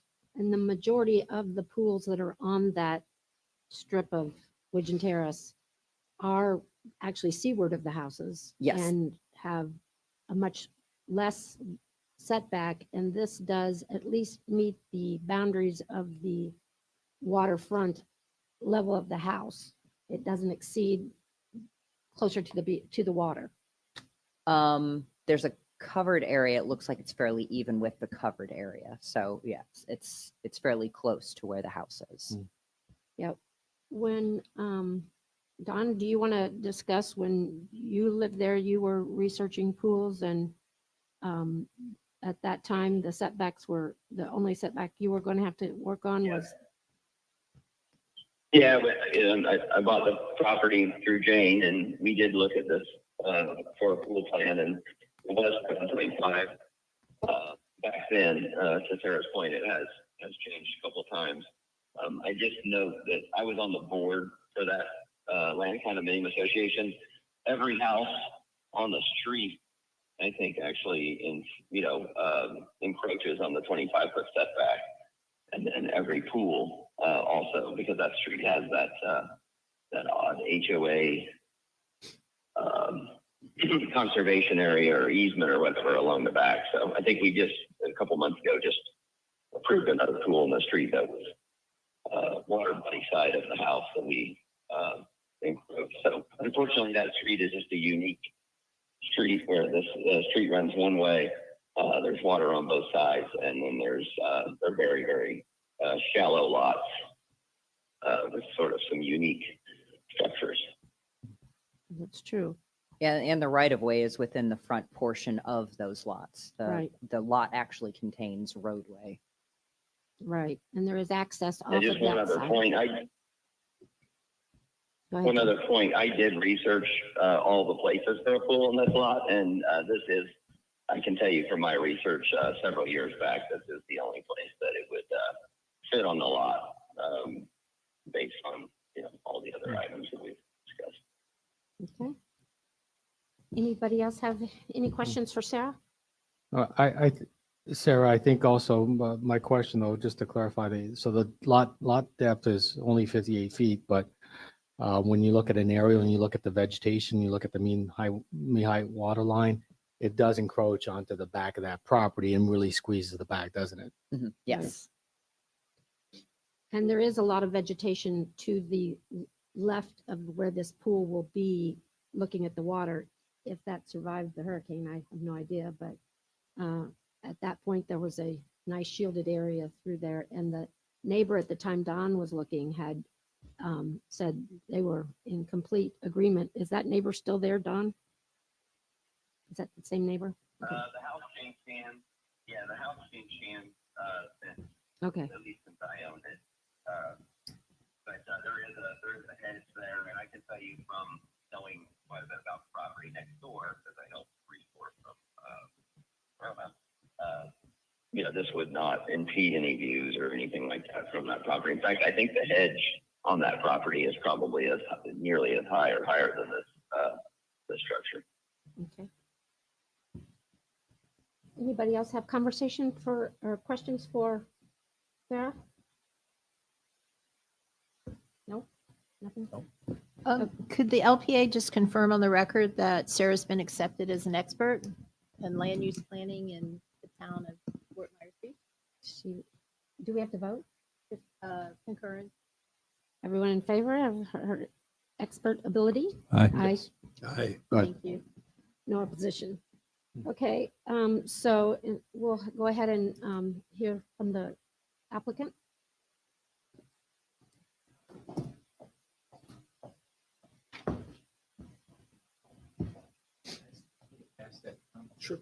Thank you.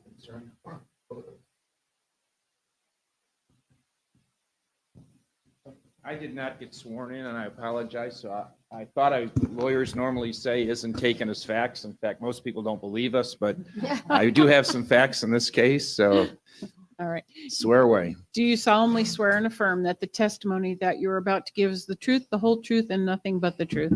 I do. There are a couple name of is- just housekeeping matters. Just you did receive a copy of the backup material that the LPA received, the packet. I've been dealing with this case since 2021, but since the last year, it's pretty much been handled by the pool company, which unfortunately they're not here. So I'm not sure So what the- backup the- information you're referring to. The material that was included in the agenda, was that provided to you or your No. client? I wasn't provided with anything. I wasn't provided with the report. I got it today from my client. Okay, but you did receive it today. I saw At a a minimum. denial or recommendation for denial. That's all I've seen. Okay, but your client does have the entire packet? Yeah, okay. Moving on, the ex parte disclosures, did you have any questions of the disclosures that were made as far as the prior ownership or? No, I try and make it a point not to solicit the boards, but maybe I should change that policy. Okay, that was it, just as far as housekeeping for the record. Thank you. We started this process back in 2021, and we were told by the staff at that time that we needed to get a sign off from the Florida Environmental Protection Agency, which obviously took some time back in 2021. Unfortunately for us, because the statute or the law changed in February of 2021 or 22, it went from a 7.5-foot setback to, I think she referred to it to a 15, then to a 10. So if we'd have got the application in back when we wanted to, it would have been, we wouldn't have had to get the width part of it. We'd have been within the regulations. This house is valued at over $2 million. He's trying to put a first-class pool in, not only to enhance the value of the property, but to enhance the neighborhood. By the way, we did get the EPA's approval to build this pool. They have no issue with it. Obviously, we can't drain the pool. There's some requirements. You can't drain the pool into the back bay and some other things, but sorry about that. But there's the recommendation I saw was, I think the staff was okay with the length, but they're not okay with the width. But it's only 11, I think it's 11 foot, a little over 11 feet wide, and to narrow it down just doesn't make sense for this piece of property. And the picture we're passing around is this alleyway, this view is exactly where the pool will go. So it's a perfect spot for the pool. They don't want to move it. They don't want it anywhere else. And I'm not sure it's can be placed anywhere else other than this area. So with that all being said, I've been on the beach for 30 some years. I've watched these get approved. I saw one before Ian get approved by the council that was within 10 feet of Stero, which kind of surprised me, but it was approved. I can't find any reasons, and trust me, if I could, I would have advised the client, but we would ask that the approval be granted. They've got the picture. Do you want to give them another one? Oh. Okay. So the applicant is here. He came in. He also had a busy schedule, but he made it a point to be here. And we'd appreciate your approval on this. Thank you. Bob. Would you like to say anything, sir? Well, my name's Todd Plaisted. No, we'd love your approval on this. I think all the discussion, that we've talked about has already been had by Jane and Don. We started this process and then the rules changed. So we're hoping that you'll take that into consideration when Thank you very much. Thank you. Are there questions for the applicant? Or I do have one other thing to say. We worked very diligently with staff on this. There was issues with where the equipment was going to be, where the decks were going to be, and he modified all of that. The only thing we can't or don't want to modify, you can always do a modification. I mean, we can put a fiberglass pool up there on top of the ground, but the only thing that seems a little crazy to modify is the actual size. But they did cooperate. we changed this, we changed that. So it's not like we're being uncooperative and we say we want, what is the size of the pool again? 39 by 11, I believe. Yeah, the interior of the pool, I think, is about 10 and a half feet. So if we were to bring that in, it's only be about. It's a lap pool. What's that? It's a lap pool. Pretty much. Yeah. But it's got a sun deck on one side and it's got a spa on the other. Very good. Thank you. Sorry. Thank you all. Any questions for the applicant or the applicant's representative? Anyone? Don, any questions? No questions. Thank you. Thank you, gentlemen. Thank you. I appreciate it. Okay, I have a Um, quick question. Where's the pool equipment? Is that, Bob, come back. Yeah. The pool equipment would be basically under the carport. Okay. So it'd be away from about 25 feet from the property line. okay, thank you. Originally was going to be within the encroachment area. On the microphone, please. Because the town didn't like Bob, it. on the microphone, please. Oh, Now, you're a originally- pro at this. Come on. Originally, it was going to be within the setback, but then the town didn't like that, so we moved. It was actually like within, but very close, so we moved it. So the neighbors are far enough away anyway, they couldn't hear. But that was one of the accommodations we made initially. All right, thank you. Thank you very much. Is there anyone here from the public who would like to speak on this issue? Seeing none, the public comment is closed. Amy, did you receive any letters or emails or words of inspiration from anyone? Nothing. No? Okay, thank you very much. LPA, does somebody have a motion to approve or deny this, or do you have some discussion? I'll make a recommendation for approval. Because it meets, Patrick is making a recommendation for approval. Yeah, that it meets variance criteria and inclusive of the two conditions by staff. Thank I'll you, second Patrick. that. There's a Second. motion and there's a second. There's 2 seconds, but Jane was first, so there's a motion and a second. Is there any further discussion on this issue? Hearing none. Patrick, your vote? Aye. Jane? Aye. Doug? Aye. Don Sudduth? Aye. Scott? Aye. Jim? Yes. And me, yes. Thank you all very much. Appreciate it. Happy holidays to you. Hope you all get your pool soon. Yes. Next item is variance 202-30264 for 5350 Estero Boulevard.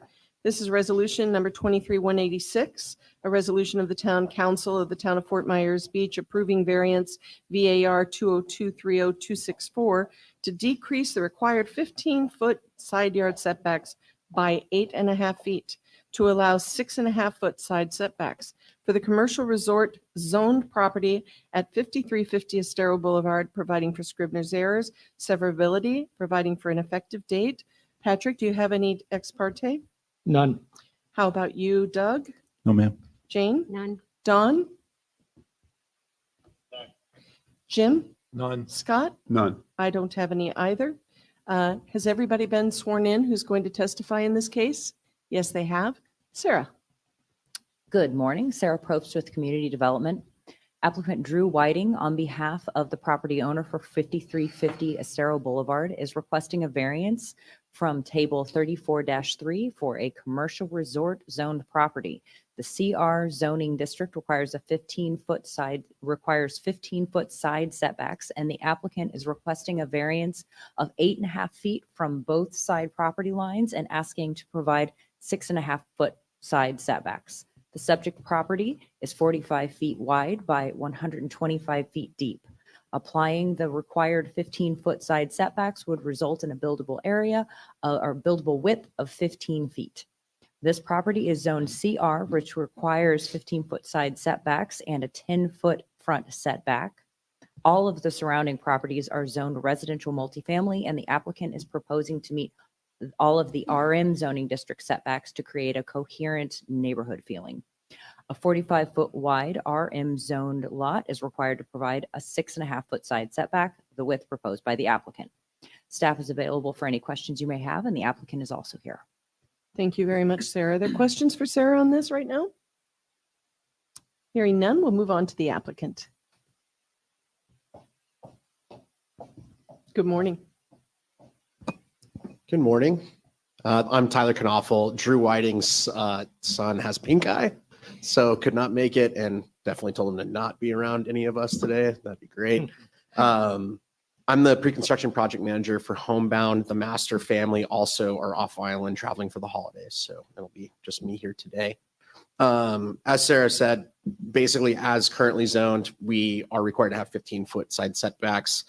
And on that 45-foot lot, basically only allows us for 15 foot of buildable width. The home that's being proposed is 32 feet wide. And as Sarah said, it feels pretty coherent with the neighborhood. Yeah, if you have any questions you have. Are there questions for the gentleman? From anyone? We'll call you back up if we have any. Thank you very much. Thank you. Appreciate it. Is there any public comment on this case? Seeing none, we'll close that. LPA, questions, comments? My question would be, isn't there something we should do about properties that are less than 50 feet with a side setback of 100 or 15 feet on each side, so that we don't see all of this again with all the homes that we've lost? I would imagine that's a bit of an exception to the rule because of the zoning. Most of those lots would CR. either be, Yeah. RS or RM. Yeah, this lot is certainly an anomaly. There are very few CR zoned lots in this area. I'm not sure how this one either remained CR or was changed to CR. I'm not clear on how that happened because it is surrounded by RM. So I don't think that you're going to run across this issue very often. Okay. Although they could request a rezoning, although that's more expensive and more Sure, time consuming than certainly. just requesting the variance. Certainly. Any other questions for staff or the applicant? If not, may I have a motion, please? I would make a motion to approve this based on it complies with the requirements and it's consistent with the recommendation of staff. And if they applied for a rezone, they would probably get it. It'd just be a lot of work. An expense. Thank you very much, I'll Doug. Is there a second? There's a second by Jane. Is there any further discussion on this? Madam Chair, did you ask for public comment? I did. Thank you. Thank you. Hearing no further discussion, your motion, your vote, Doug Aye. and Jane? Aye. Don Suddeth? Aye. Patrick? Yes. Jim? Yes. Scott? Aye. Anita? Yes. Motion carries unanimously.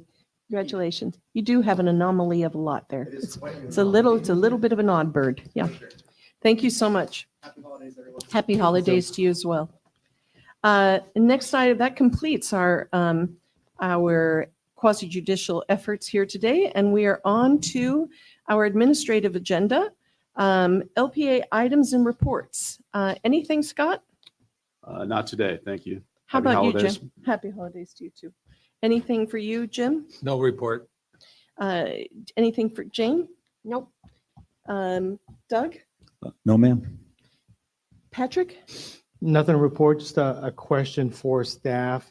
I think Jane asked at our last meeting if anybody was aware with conditions that led to the light right by Margaritaville, and if anybody was looking into the timing of that light.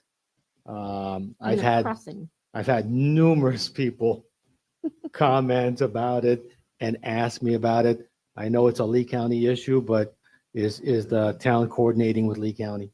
Wait, I have an addition to that light has Tourette's. I mean, it's wait, all due 10, respect. 5, 4. I mean, is there a way we can get that thing turned down? I've got rental properties right there, and all night it's wait. I mean, it's ridiculous. So unfortunately, DOT is going to take FDOT is going to take the lead on the timing with that regards. But this was brought up yesterday at town council. I really do like that description of having Tourette's.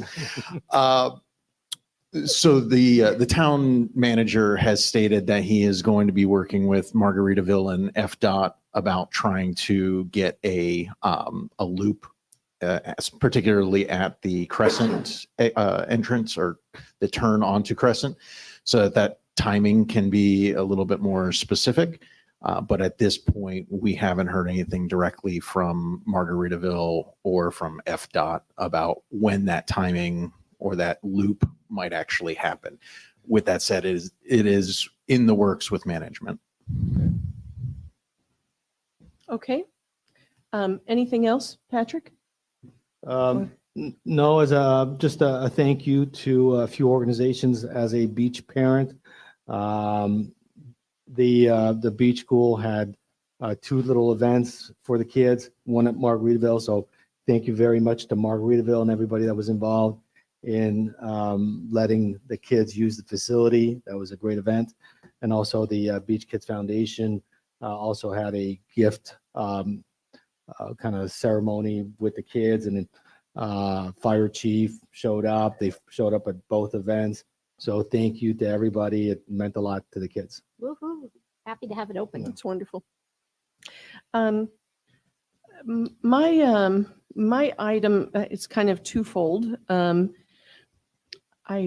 Sarah and Jason and Amy, I would really like it. So this items for next month agenda, could that item be not just informational, but agenda management type items, sort of? So if somebody wants something put on it, like, for example, what I'm going to propose, I really think that we need to have a comprehensive discussion about parking, especially in our downtown core.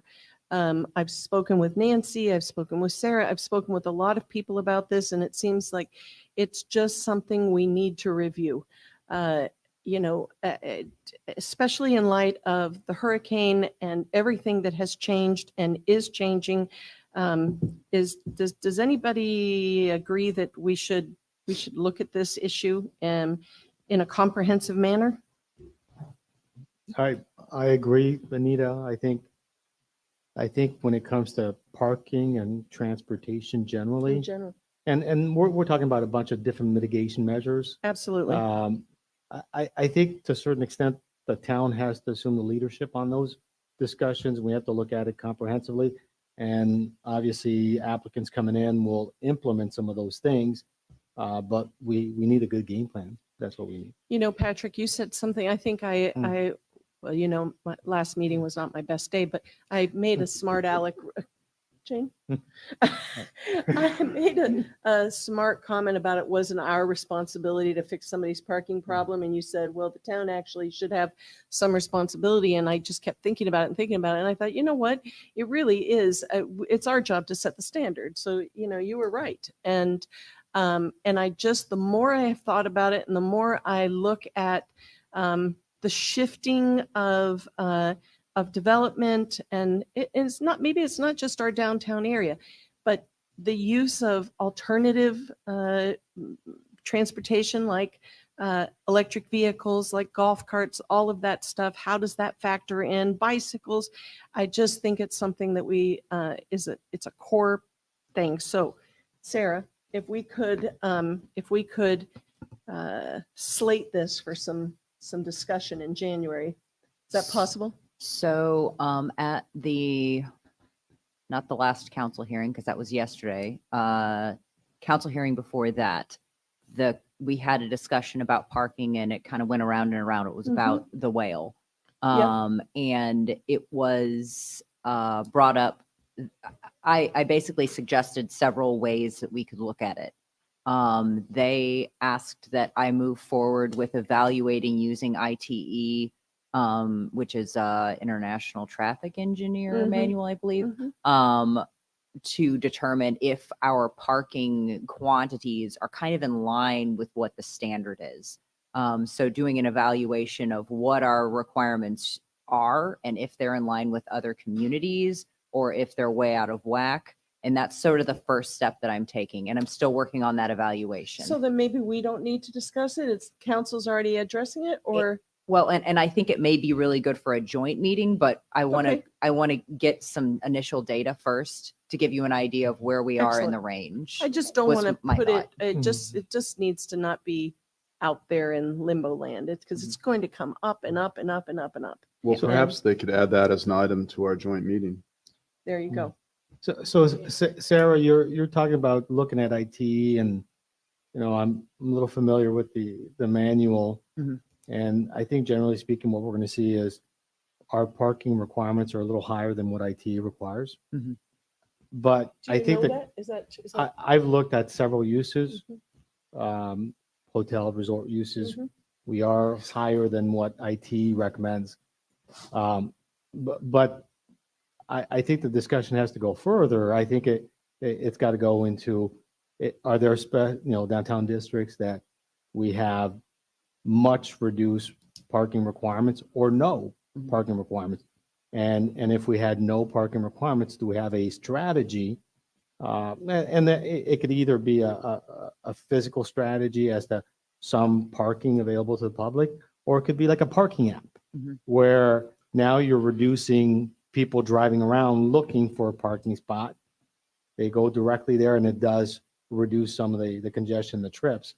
So I think there's different ways to look at it, but I think the discussion has to go beyond ITE. Oh, it's Yeah. certainly going beyond that, but I wanted Right. to start with a baseline of where we are in the range. But at the last meeting, I brought up parking districts. I Okay. brought up a variety of different options that we should be considering, Okay. but I just have to know where we are before I can really Mm. help So as guide. part of that range, are you going to talk about other municipalities that in some district eliminate parking requirements or, Yeah, different yeah. measures? I'm planning on looking at ITE, but also other communities and, the ones that do the maximum parking and, Versus any of there them. are a lot of different ways of looking at this right now. Thank you. Okay. LPA attorney items. Anything from you, Nancy? No items. Thank you for all your help. Community development items and reports, and now we're going to discuss the development agreements. Patrick, I'm going to let you start this off. Or not let you, I'm going to ask you to kindly. Okay. I guess before I get started, I did have some questions for staff. In that I introduced three options for development agreements. I provided a handout that's part of your packet today, so everybody's seen it. And what I wasn't clear on is, has staff looked at this? Does staff have any commentary, any opinion? And then we also have language that was provided from the town attorney. I'm not sure what that language is. Is that language that was taken from City of Naples? Or was that crafted? Not necessarily. I Okay. think Becky did a compilation of several jurisdictions. And that material is in your packet. It begins on page 219. The first part of it talks about what information would have to be provided to staff in order for them to do their analysis. The second part of it is on page 220, and what that talks about is the actual agreement itself, the required terms. And then the third part begins on page 223, and this is the actual review process of how that would go move forward. And then there's just kind of a administrative component to it on page 225 regarding the execution, the signing of the document, the recording, and then just a little paragraph on the amendment process, as far as if there is a development agreement with deviations that is approved and additional changes are needed subsequent to that, what would be the process for that? And it basically refers back to the process that was identified on page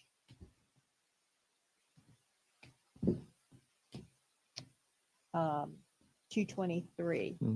And so I believe that just addressed development agreements with deviation. Patrick's items for discussion somewhat refines that, drilling down to small hotel developments, specifically. Number 2, dealing with site plan with deviations, site plans.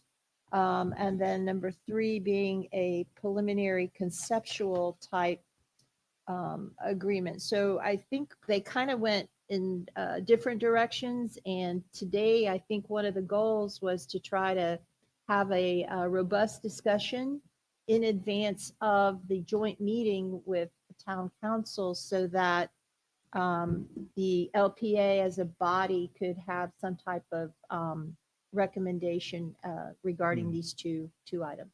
Okay, that helps. that good? Yeah, that helps because I presented 3 options, Mhm. and what's attached there is only addressing one of the options, which is a site plan with deviations, and not addressing the 2 others.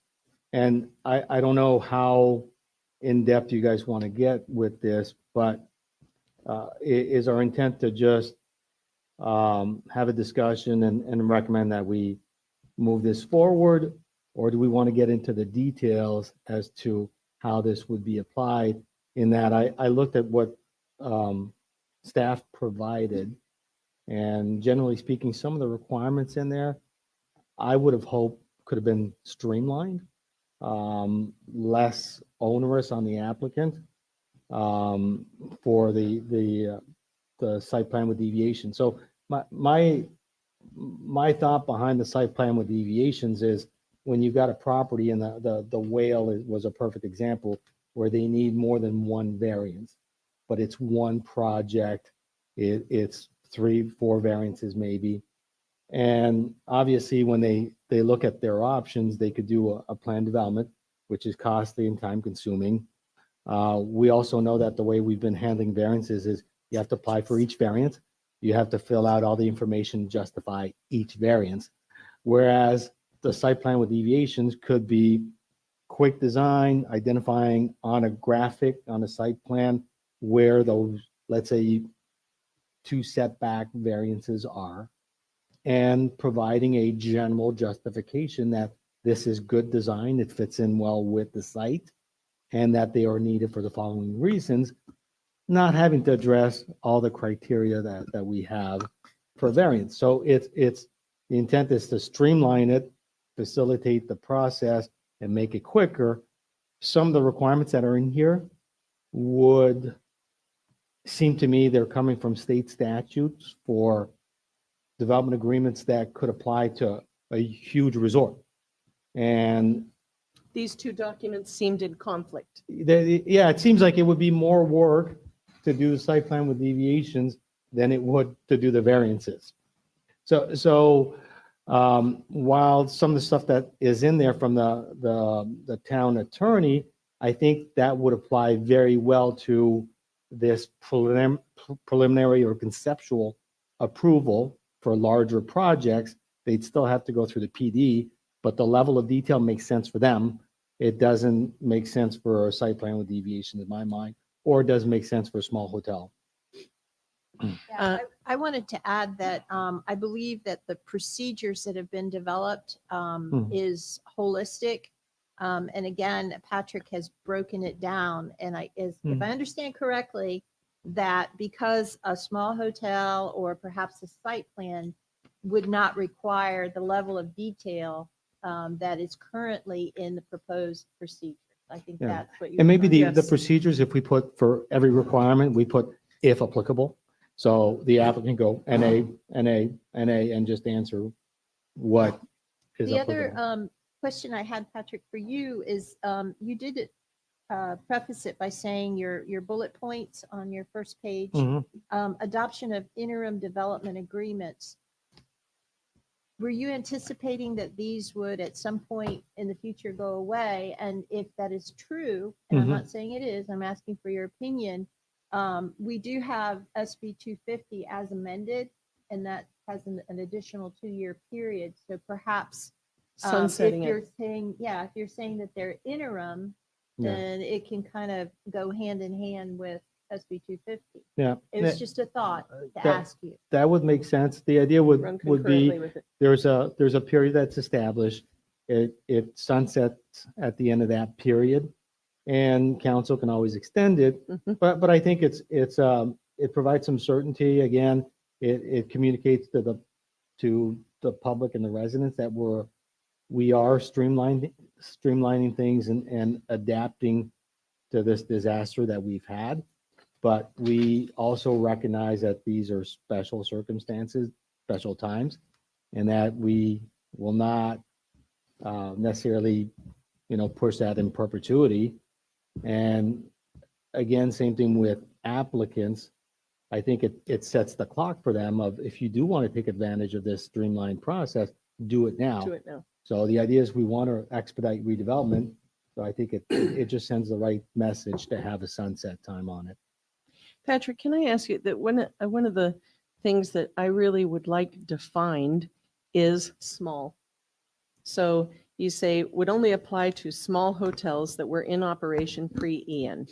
What is what? I mean, in my mind, I think I know. We always use the Sea Gypsy as the poster child for this, but so that's clearly small. But what about Matanzas? Is that small? What about Holiday Court? Was that small? So what I was suggesting was I wasn't necessarily addressing what they are today Mhm. as to, is it What they five- were. what they were, was it 5 rooms, 10 rooms? But I was suggesting that we cap what could be obtained through this process. And what I suggested in there is, what's our cap? Do we say 20 rooms, 25 rooms, 30 rooms? But we would establish an upper limit as to what they can request.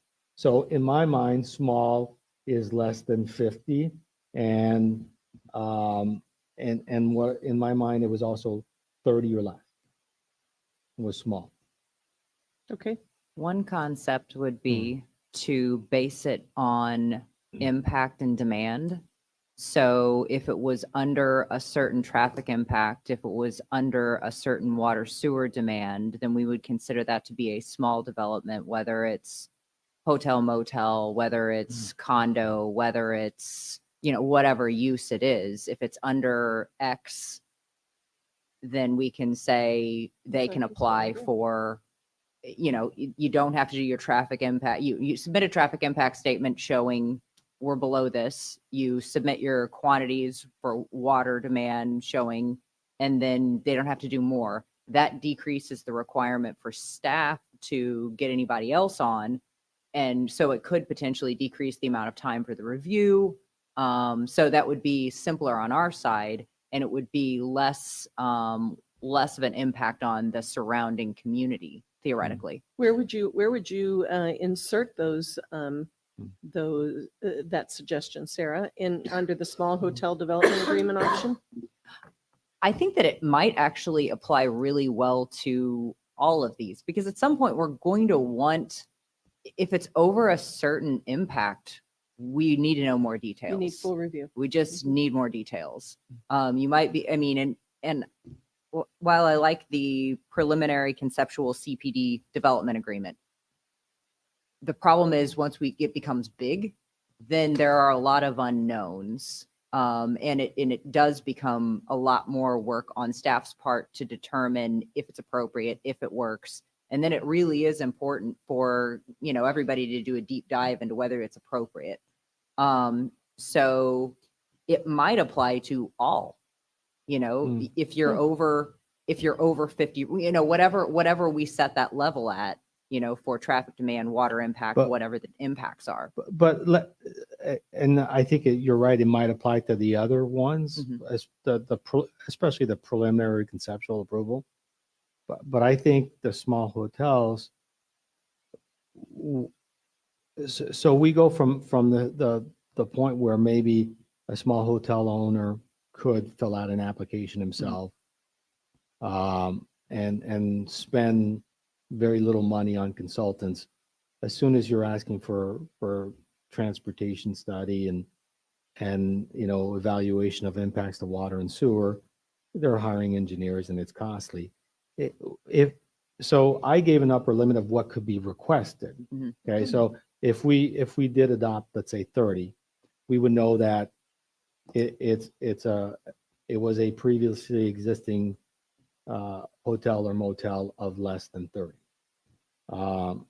Why not establish just a cap of number of rooms or, I think that makes it a lot simpler for them. They say, okay, yes, I qualify for this option. I can put in my request. I don't need to hire the consultants. And I'm talking myself out of work here, but I don't think so. but the thing is I think it really, it's consistent with the intent of what we're trying to do, is make it simpler on them, less costly, and move it along quicker. So I don't know if staff would like to look at what do we consider a minor transportation impact or minor water and sewer impact. And then you guys can, when it goes to the joint meeting, you can maybe come back with that number.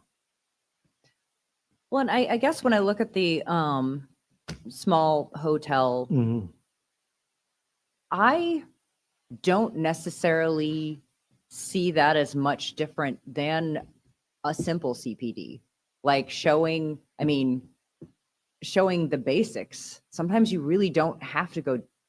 This community does tend to dive deep, but not all communities do. You can get a CPD approved in other locations, typically not South Florida, but other locations that don't require as in-depth, that you're providing more general in nature,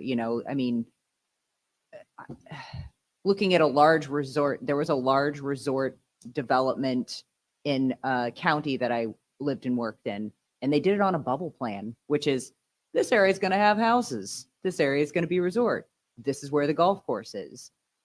And they basically just figured out the demand and said, we'll work with you on all the individual, like they did phases to it. So we knew when things were coming in and we did individual reviews on those phases, but we approved the entire rezoning of the property based on just a bubble plan generally. So you can. Is that a real thing, a bubble plan? Yeah, It is? I like the yeah. name. I mean, and most of our sites are going to be small enough that won't really be applicable, but just the information that's provided in here, the dots. I think that in a lot of instances, we can come up, it's a sketch of the plan. It's how many parking spaces you're going to provide. It's whatever variances you're going to need. It can be pretty general. And then if you say we're underneath this traffic impact, we have capacity and show you have capacity in water and sewer. Okay. Moving forward, we're fine with that, and if it's acceptable, we don't have to go into as much detail necessarily, and it doesn't have to be as intense as it currently is, it seems. Yeah, but the counter to that is we've had the CPD in place for a long time. Okay. It's not a tool that the small property owner has wanted to utilize or has been utilized. And we've also demonstrated that when people have utilized it, yes, we do get into depth, and yes, it takes a while, and yes, it is expensive. So to me, we have to create a departure from that and create an alternative process. A hybrid. Yeah. So that was the intent, because the idea of a CPD light, if I'm the next big resort, I want the CPD light too, So in my mind, you create a different process. If the intent is to streamline it, you create a different tool. So I don't know. I can answer questions associated with the three options that I presented. I don't know if the idea is, do we refine that? Do we just move it forward for a discussion at the joint meeting? The one question I do have for the town attorney is, so state statutes already allow for development agreements for any municipality in the state.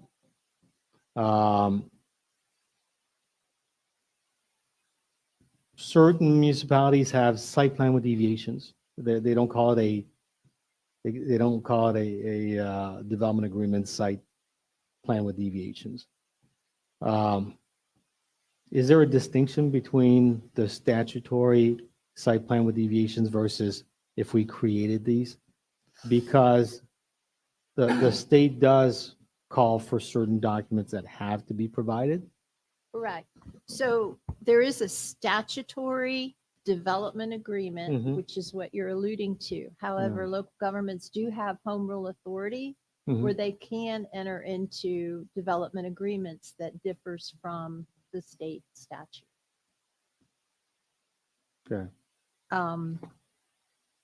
And the site plan with deviation process does not have to be through a development agreement. That could be a separate process that you have. It would be somewhat of a variance, no pun intended, a hybrid or a type of variance process that you Yeah. have. You could have the traditional variance process.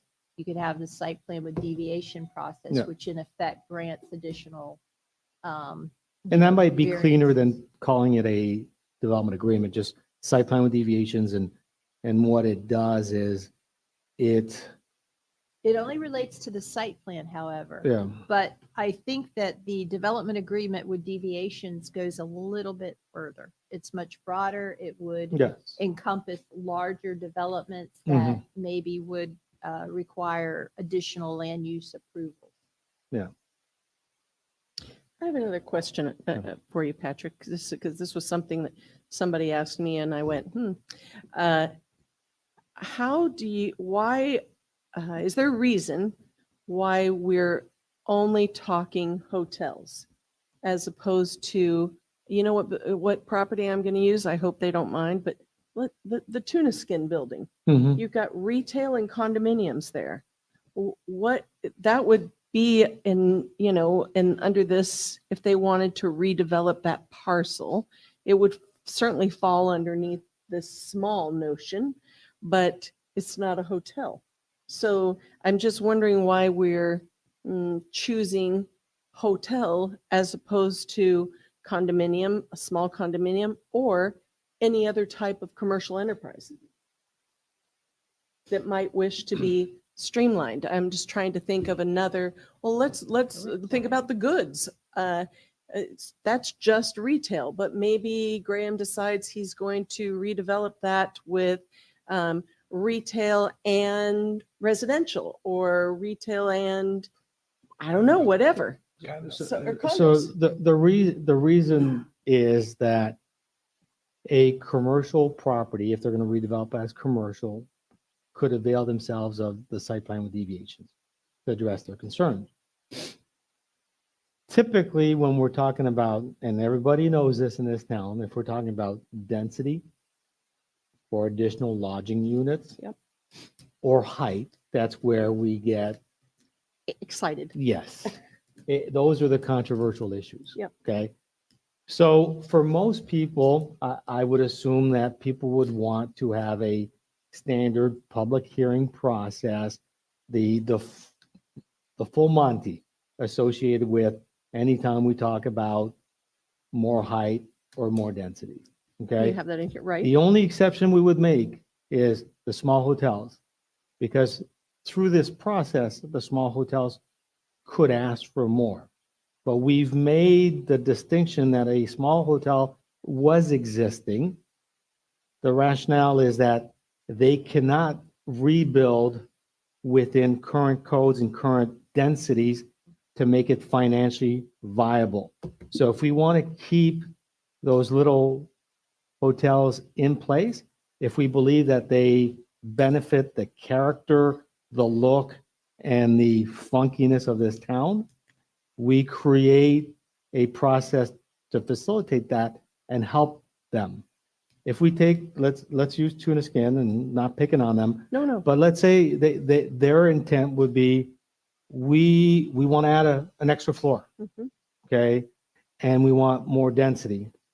Well, I think they have every right to apply for that, and they should if they want it, but we're not, they don't need this process to make them whole. They rebuild their commercial property, stores open, they rebuilt upstairs. If they would have needed setback issues, variances, they could have gone through this, I the see what site plan you're with saying. deviations. But for us to provide, to basically give them additional entitlements, I think What that's if it where had we been need to be demolished? judicious. Would you feel the same way? If it, let's say that. I it think had if they would have been demolished, they would have probably come to us and told us, yes, financially, we just can't rebuild what we had. It's going to cost us so much more money to rebuild and meet all the code requirements that we need more square footage or we need more density. You But know, you wouldn't see them availing themselves of this. well, that's where, to me, it's like knowing the property and knowing what it is. I would say, yes, I'd like to facilitate it for them, but I think there's a bunch of commercial properties right now that if we do open it up, they could come in through a streamlined process to say, I want to rebuild a commercial and I want to put 3 floors of condos or lodging units above. And to me, I think that's where those projects might become a little controversial. And the public might be a little reticent to just streamline that process. So again, the idea is the mom and pop hotels that we've had people come forward and ask for relief. That was a way to just get something approved and move that along. I don't think we discard the other one. I think we could keep that in mind for sure. Mhm. But I just think that becomes where it might be a little more controversial. We might want to be a little careful Okay. how we address those. So let me ask you then, the last question that I've gotten asked is that having to do with owner operated. Mhm. So, historically, we've run into an issue with like Myerside, for example, had an owner operated clause in their condition that became an issue for them. So how would you foresee a, Scott, I'm going to use the Sea Gypsy again because we've talked about it. So let's say owner operated by Jackie and Scott right now, but what happens if they were to, would there be some provision that would limit them or preclude them from selling their new little hotel to the Marriott or to something? I mean, how do you see an enforcement? How would this this is a feel good moment? So usually though, the big box brands, they don't touch anything under 100 units. I mean, that's kind of, Maybe that was a bad example, but do you know what I'm saying? It's this notion of we're envisioning these family businesses staying in existence, helping them to move forward after the storm. But how do you implement that?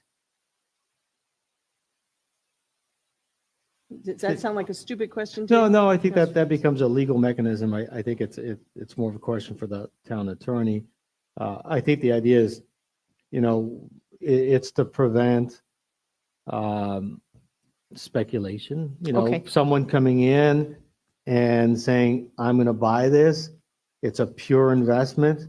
And That was once the I get, basis of the question. once I get my approval, Yeah. I turn it over to Turn it and flip it. a Motel 6 or Yep. whatever. Okay.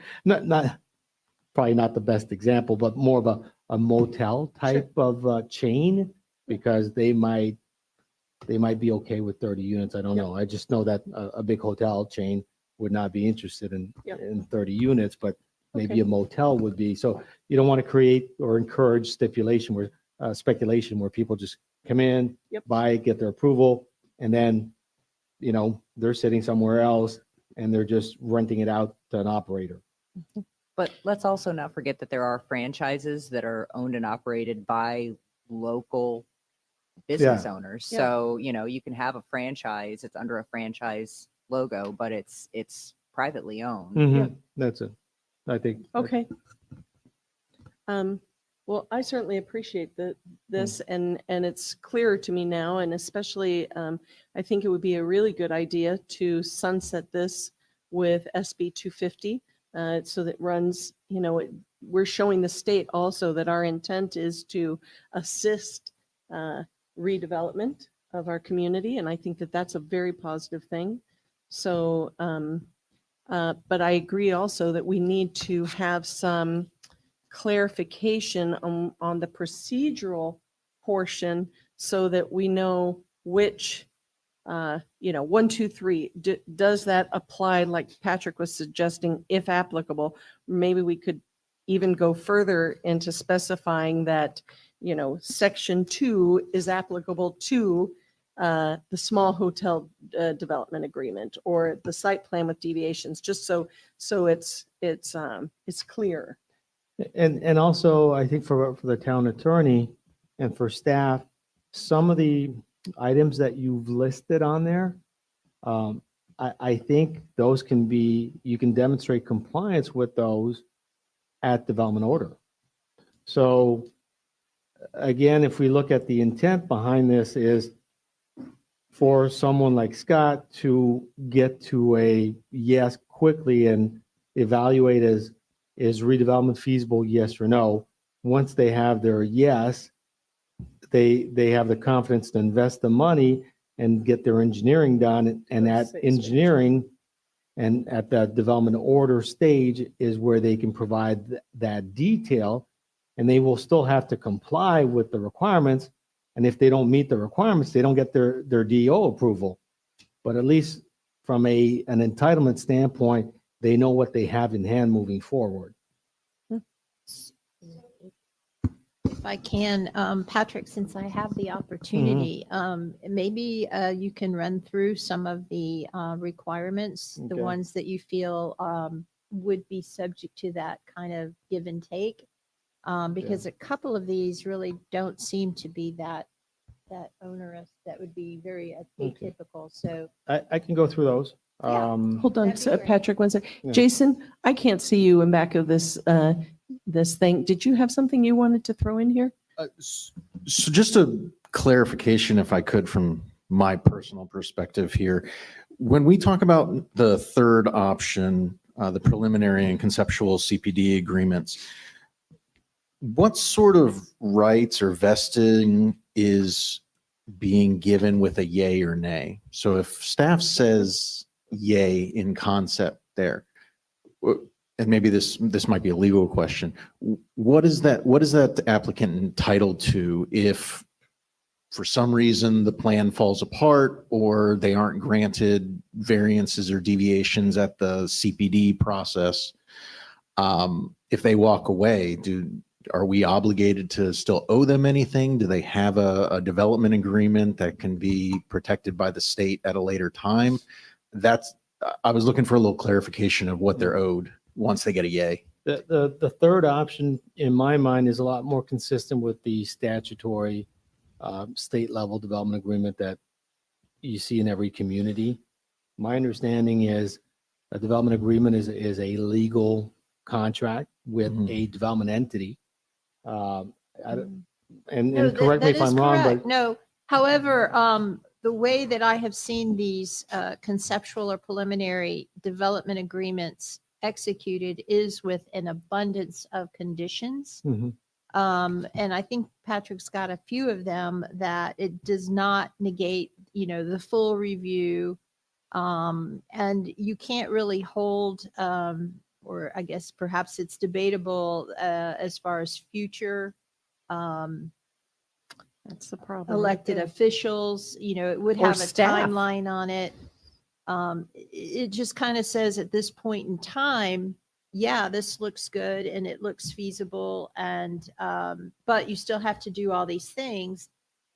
But that situation could change. And that's why the timing or the timeline or the duration is the better word of that conceptual agreement is important. I think that the best analogy is if you look at zoning versus a development order, someone gets their zoning approved. Perpetual. But they still have to go in for development order. and they still have to demonstrate compliance with the land development code, all proper engineering requirements, Florida code, building requirements. That takes place at a later date, but the zoning's approved. So this approves the project conceptually. They still need to go through the PD process and demonstrate compliance with the comp plan. They still need to demonstrate the compliance with the LDC. They have to request deviations if needed. And the entitlements are there. They've gotten that approved conceptually, but they need to then demonstrate how they comply with the code and the comp plan and how they comply with their development agreement. Is it Patrick, that- I understand what Hmm. Jason's saying, and it's my concern too. So, let's say we've got Jason and Sarah today, but, Jane and I have been around long enough that we know how staff's opinions have changed over the years. So Jason says, gives the Sea Gypsy a tentative yes. In my mind, at least, that's just a recommendation from staff. When they come to the LPA and the council, that's when that is affirmed. So in my mind, to answer Jason's questions, the staff doesn't entitle them to anything. No. Are you seeing that differently? No, you're correct. Okay, so there's your answer. It doesn't entitle them to anything. Well- It's your recommendation, but it's a clearer path. Well, not, I don't know if I'm confused here. Staff doesn't give any entitlements. So we're talking about option number 3. I'm talking about all of them. Okay. So all of these have to go through public hearing process. Okay. So staff just makes a recommendation. Right. Staff does not approve or deny a project. So you're not liable for anything. You're saying, hey, Jackie, Scott, we think this is a great plan.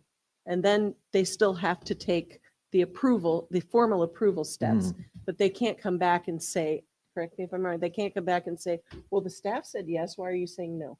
Correct. Okay. But just I think maybe what Jason was alluding to is if we look at the conceptual approval for a larger resort, okay? So once you've entered into this preliminary conceptual approval, it does grant, and it's been approved by council, Okay. it does grant them an entitlement. Sure, Okay. once it gets that approval. In my mind, I think it's an entitlement to the terms and conditions, Yes. perhaps, of what is in there. However, it's conceptual.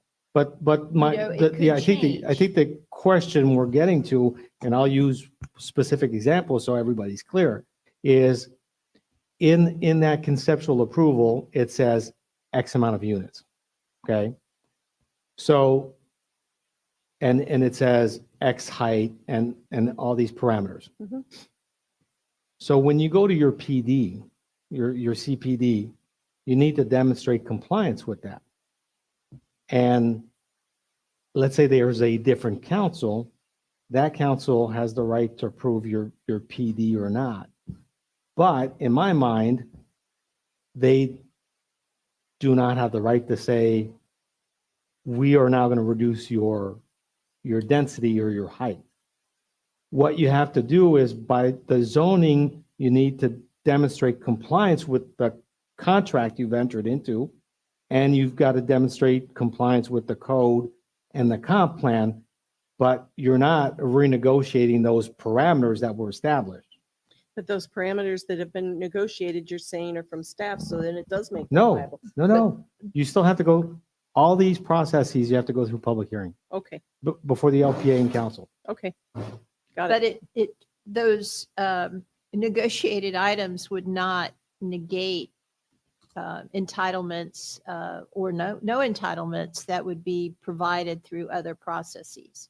And the other thing that this would have to have is a path forward with some specific timelines. Yes, we conceptually agree to this. It would be great to have that structure there, but it needs to happen. It can't like linger on in perpetuity, so that there would be some strict guidelines, like you need to apply for a rezoning if that's necessary within this time frame. Yes. And you know, And very, I think very on there, specific. I think on there, I put for each of them that there's a commitment on their behalf that they must file for a DO within X amount of time and move forward. And correct me if I'm wrong, I think the developer agreement typically is specific to a project and an entity. Yes. It doesn't necessarily carry with the land. So if that entity decides Well, to. yes and no, because sometimes it does apply to successors and assigns. Okay. Especially lenders would want to be able to avail themselves of the terms and conditions of that development agreement in the event of a foreclosure. Okay, but so we could, but that would be conditions that could be Right, so worked when you in. say entitlement, I would agree with you to an extent to what the terms and conditions are in that preliminary conceptual. I Yeah. mean, I have to look at the terms in order to say, yes, that's an entitlement, or no, it's not. Yeah, okay. Would it be worth even going one step further, Patrick, and including some, I'm going to call them milestones or marks that have to be hit so that, although that might be complicated, instead of just 18. I think you can, a development agreement, you can put all those conditions that you want in there. Again, I think the applicant has to be, it's got to be a meeting of the minds and agreement that it makes sense for the development entity and for the town. But you can work those in. I've seen development agreements also from when it comes to density. I've seen them where they're capped at a certain number, and I've seen others that had a density range. So the jurisdiction was granting you conceptually a density between this and this. And that's where the exact number would be arrived at through the zoning process. Mhm. But they knew what their worst case scenario was. Mhm. Okay. So what you don't have now is you don't have that process in place. I mean, we're a little bit more, I think, into the trees rather than the forest. I got that correctly. Talking about the terms and conditions of it, but that vehicle right now does not exist.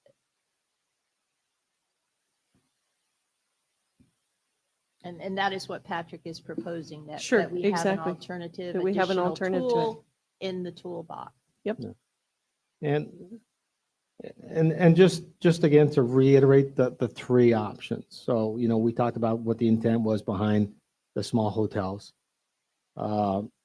Site plan with deviations, again, is to facilitate when you have multiple variances, make it easier.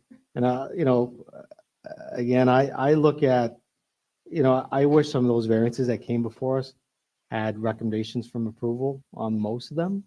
I don't like that we have a bit of a conflict between what staff recommends and what we approve.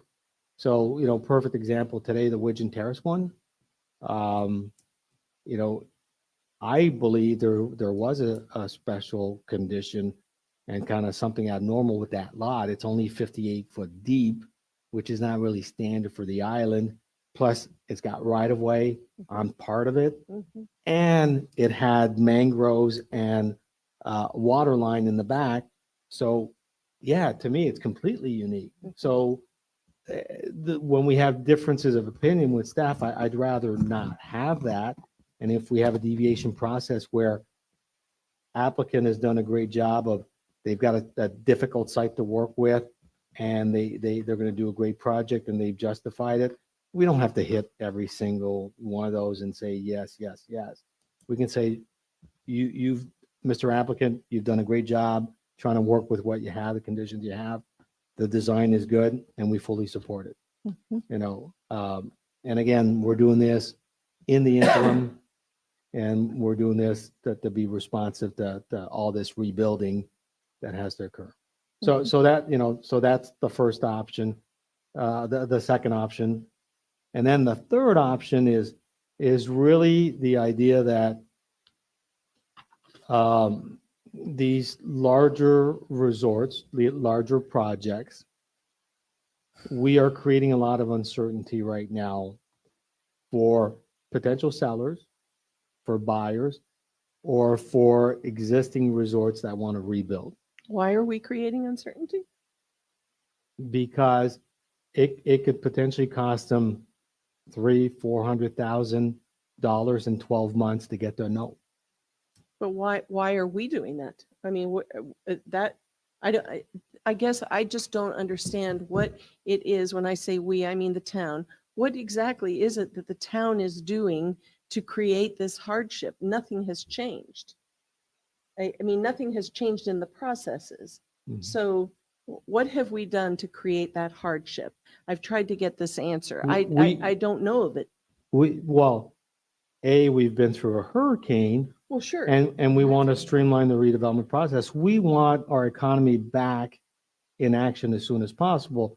We also understand that if someone takes a year to get entitlements, they'll probably take another 8 to 10 months to get their development So it's order. a timeline thing. And then by the time they start constructing, we're 2, maybe 3 years out. Yeah. And it's going to be 2-year build. So we are shortening and we are recovering quicker. And the thing is, we are just letting them know of, yes, we want you in our town. Yes, we want your investment and what you produce for us you've given us your parameters. Yes, we want that. And if the answer is no, well, let's not take a month and then another buyer has to come in, Yeah. work through their due diligence, take a year to get back to us, and maybe that second applicant is a yes, but now we've created a few extra years. Okay, I get it. So I would like to ask the question, there's been 3 proposals or 3 possible additional tools in the toolbox. Does the LPA have any type of ranking as far as if they had to go forward with one as opposed to all 3? The only clarification I'd like to make is this site plan with deviations. Do we want to call it does it make more sense as a town attorney to just, It's just a process. I We mean, just it- site yeah, plan with it deviations? doesn't necessarily have to be a development agreement Okay, per se. yeah. It would be kind of a process, but would that one be if you had to pick among the 3, would that be your first choice? And then what would be your second choice? well, my personal opinion is obviously I'd like to see the 3 move forward. I think the first one is us having made this commitment or just, I don't know if it was a commitment, but at least it was a discussion at the LPA and at council of wanting to help the small hotels and wanting to help the mom and pop. So Agreed. that one to me is very important. The second one is, I think we will apply the same review as we would through a variance process. It's making it easier and quicker, and it's Consolidating. also saving staff time. Mhm. But what about number 3? Number 3 is the one that I assume would be a little more Itchy. itchy or a departure from what we have. But again, the idea was what I put in there, I think provides sufficient safeguards that we are not bifurcating the public hearing process. We are not diminishing the need to work with those projects that get public benefits. Mhm. We are just getting to yes, we want you in our town and we want your proposed project conceptually quicker. That's what it does. Anybody have any input? Hey, is Dawn still on the line? Don, you still there? Have you got any input on this, Dawn? Not really. No. Okay. Anybody else? Anybody else have any input? Do you, Sarah, Jason, Nancy, feel like you have ample input from us to move this to our joint meeting? No, I can tell by Sarah's face that the answer is no. What are you looking for from staff? I would like to know how this process is implemented in our code. So this then, I'm guessing it becomes a process that a developer or property owner has the right to select. And so, and you had mentioned the, I'm going to call it infrastructure impacts. Are there certain thresholds there that that you'd like to see?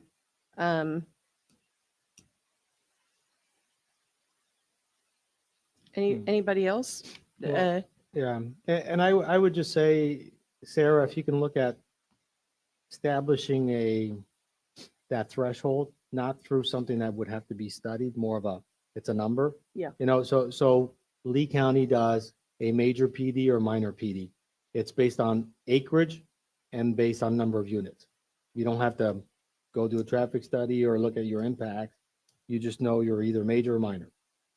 Do we have a problem with doing something like that rather than coming up with multiple different processes to do just a major and a minor From As opposed to for this? CPD? Yeah. I would create a different process in the CPD because even if you do a major or minor in Lee County, it's still a year process and it's still almost all the same information. Okay. But I think that would be good information to bring forward to the council. Maybe it's, I don't know. Is it easier to wrap your head around? I don't know. I don't know. I'm still concerned that it doesn't shorten the timeline for somebody, but maybe it does. Maybe it does. Okay, anybody else have any input for staff? Sarah, go ahead. I would say my biggest concern with kind of not having engineers or technical staff involved is you may not know what you can even do. That just not fully understanding you have to do stormwater, you have to, and I know that is detail, those are details that add cost. However, they get the project done. So if you don't have them, you don't necessarily have what you think you have. So giving someone a conceptual approval for something when they don't know how they're handling their stormwater, they don't fully understand how the cars are getting in and out and moving around the site. My concern is, so we have one project that has gotten an RPD and gotten an amendment and gotten an amendment and gotten an amendment and gotten an amendment because they didn't have the details worked out. They It's didn't know what fine. they didn't have. They didn't know, oh, we have to shift the house this many feet. We have to shift this there. The driveway doesn't fit that way. You know, like, so there are all these changes and changes and changes, which is fine. That's on them that, you know, and maybe that's where we end up. But if property owner Joe doesn't know what he doesn't know, he might not even know what he actually needs. Yeah, but that's kind of every process we have through zoning is always that it's the same issue for everything. Like you said, someone can get a PD approved, and then that's why we have the next phase, which is the development order. And sometimes they have to redesign. Sometimes they have to go back and ask for more deviations. And some people do it well. Some people have their ducks in a row before they get to their DO. Some people don't, but that's on them. So I guess one of my concerns is regarding the conceptual one. If they get financing based on, I mean, I don't know what they get with the conceptual approval, but if they were to get a conceptual approval from the town, move forward, and then find out that they really can't do what they thought they could do, does that allow somebody to get into a position, and granted, everybody's an adult, they can do it themselves. However, does that sort of enable them to get into a position where they can't do what they thought they could do, and now they're further down the road than they should have been? I just, because of the lack of that technical knowledge that they may have if you look at the conceptual approval, I don't see anybody doing that without professionals. I haven't seen a development agreement anywhere, either that I've worked on or typically it's for larger projects and they have a team of professionals. So the requirements for that third option would be much greater than the two other options. Okay, yeah, and that was one of my Yeah. concerns. It was unclear what Right. That what would be the level. term- The terms of that agreement would specify what would be the minimum requirement for whatever. Okay. So, number 3 is an additional tool, but the devil's in the detail. Yeah. Because the terms and conditions vary. Yeah, and they'll vary from project to project. And the example I provided last time is I was involved, the 2 sections of land at the end of Bonita Beach Road that were annexed into the city of Bonita Springs. And then development agreements were put in place as to density you could put in there, but also how much, like 45% of the site was going to be wetlands and restored wetlands and conservation area. And they were going to have to build the public road extended 2 miles. All these things were spelled out. It wouldn't necessarily apply to every project, but they fully anticipated that, yes, there's going to be a lot of detail in this developer agreement. But what it did is it gave them the confidence to then say, okay, we are going to annex into the city. We're not going to stay in Lee County. We know the city wants us, and now we're going to proceed with significant investment. Whereas before they had that in hand, they were still even debating of, do we go through Lee County? Do we go through the Bonita Springs? And if we go through Bonita Springs, we don't even know until we have a development agreement is, do they even want us in their town? So that's where it does provide some certainty. It does allow you to make investment decisions. They still have to go through, comp plan amendment, rezoning. They have to do all that stuff afterwards. To the extent that it is so specific, then it no longer really is. You start talking about the allocation density. I don't think that is really, but that may just be word. But the terms and conditions of what is in the conceptual agreement is critical, and there'll be a lot of conditions on that. And again, it's an option that we're providing if the developer feels that the amount of information I'm providing here, I might as well go through the PD process right away. Right. They've got that option too. But I think instead of 12 months, you can probably get there in 4 months. And I know that In 4? I'd rather get there in 4 months rather than 12 any day. And that is probably from a policy perspective, a concern shared by the town as well as with the developer. I guess the other question I would have is the joint meeting on the 11th with the town council. I think it was requested by the LPA.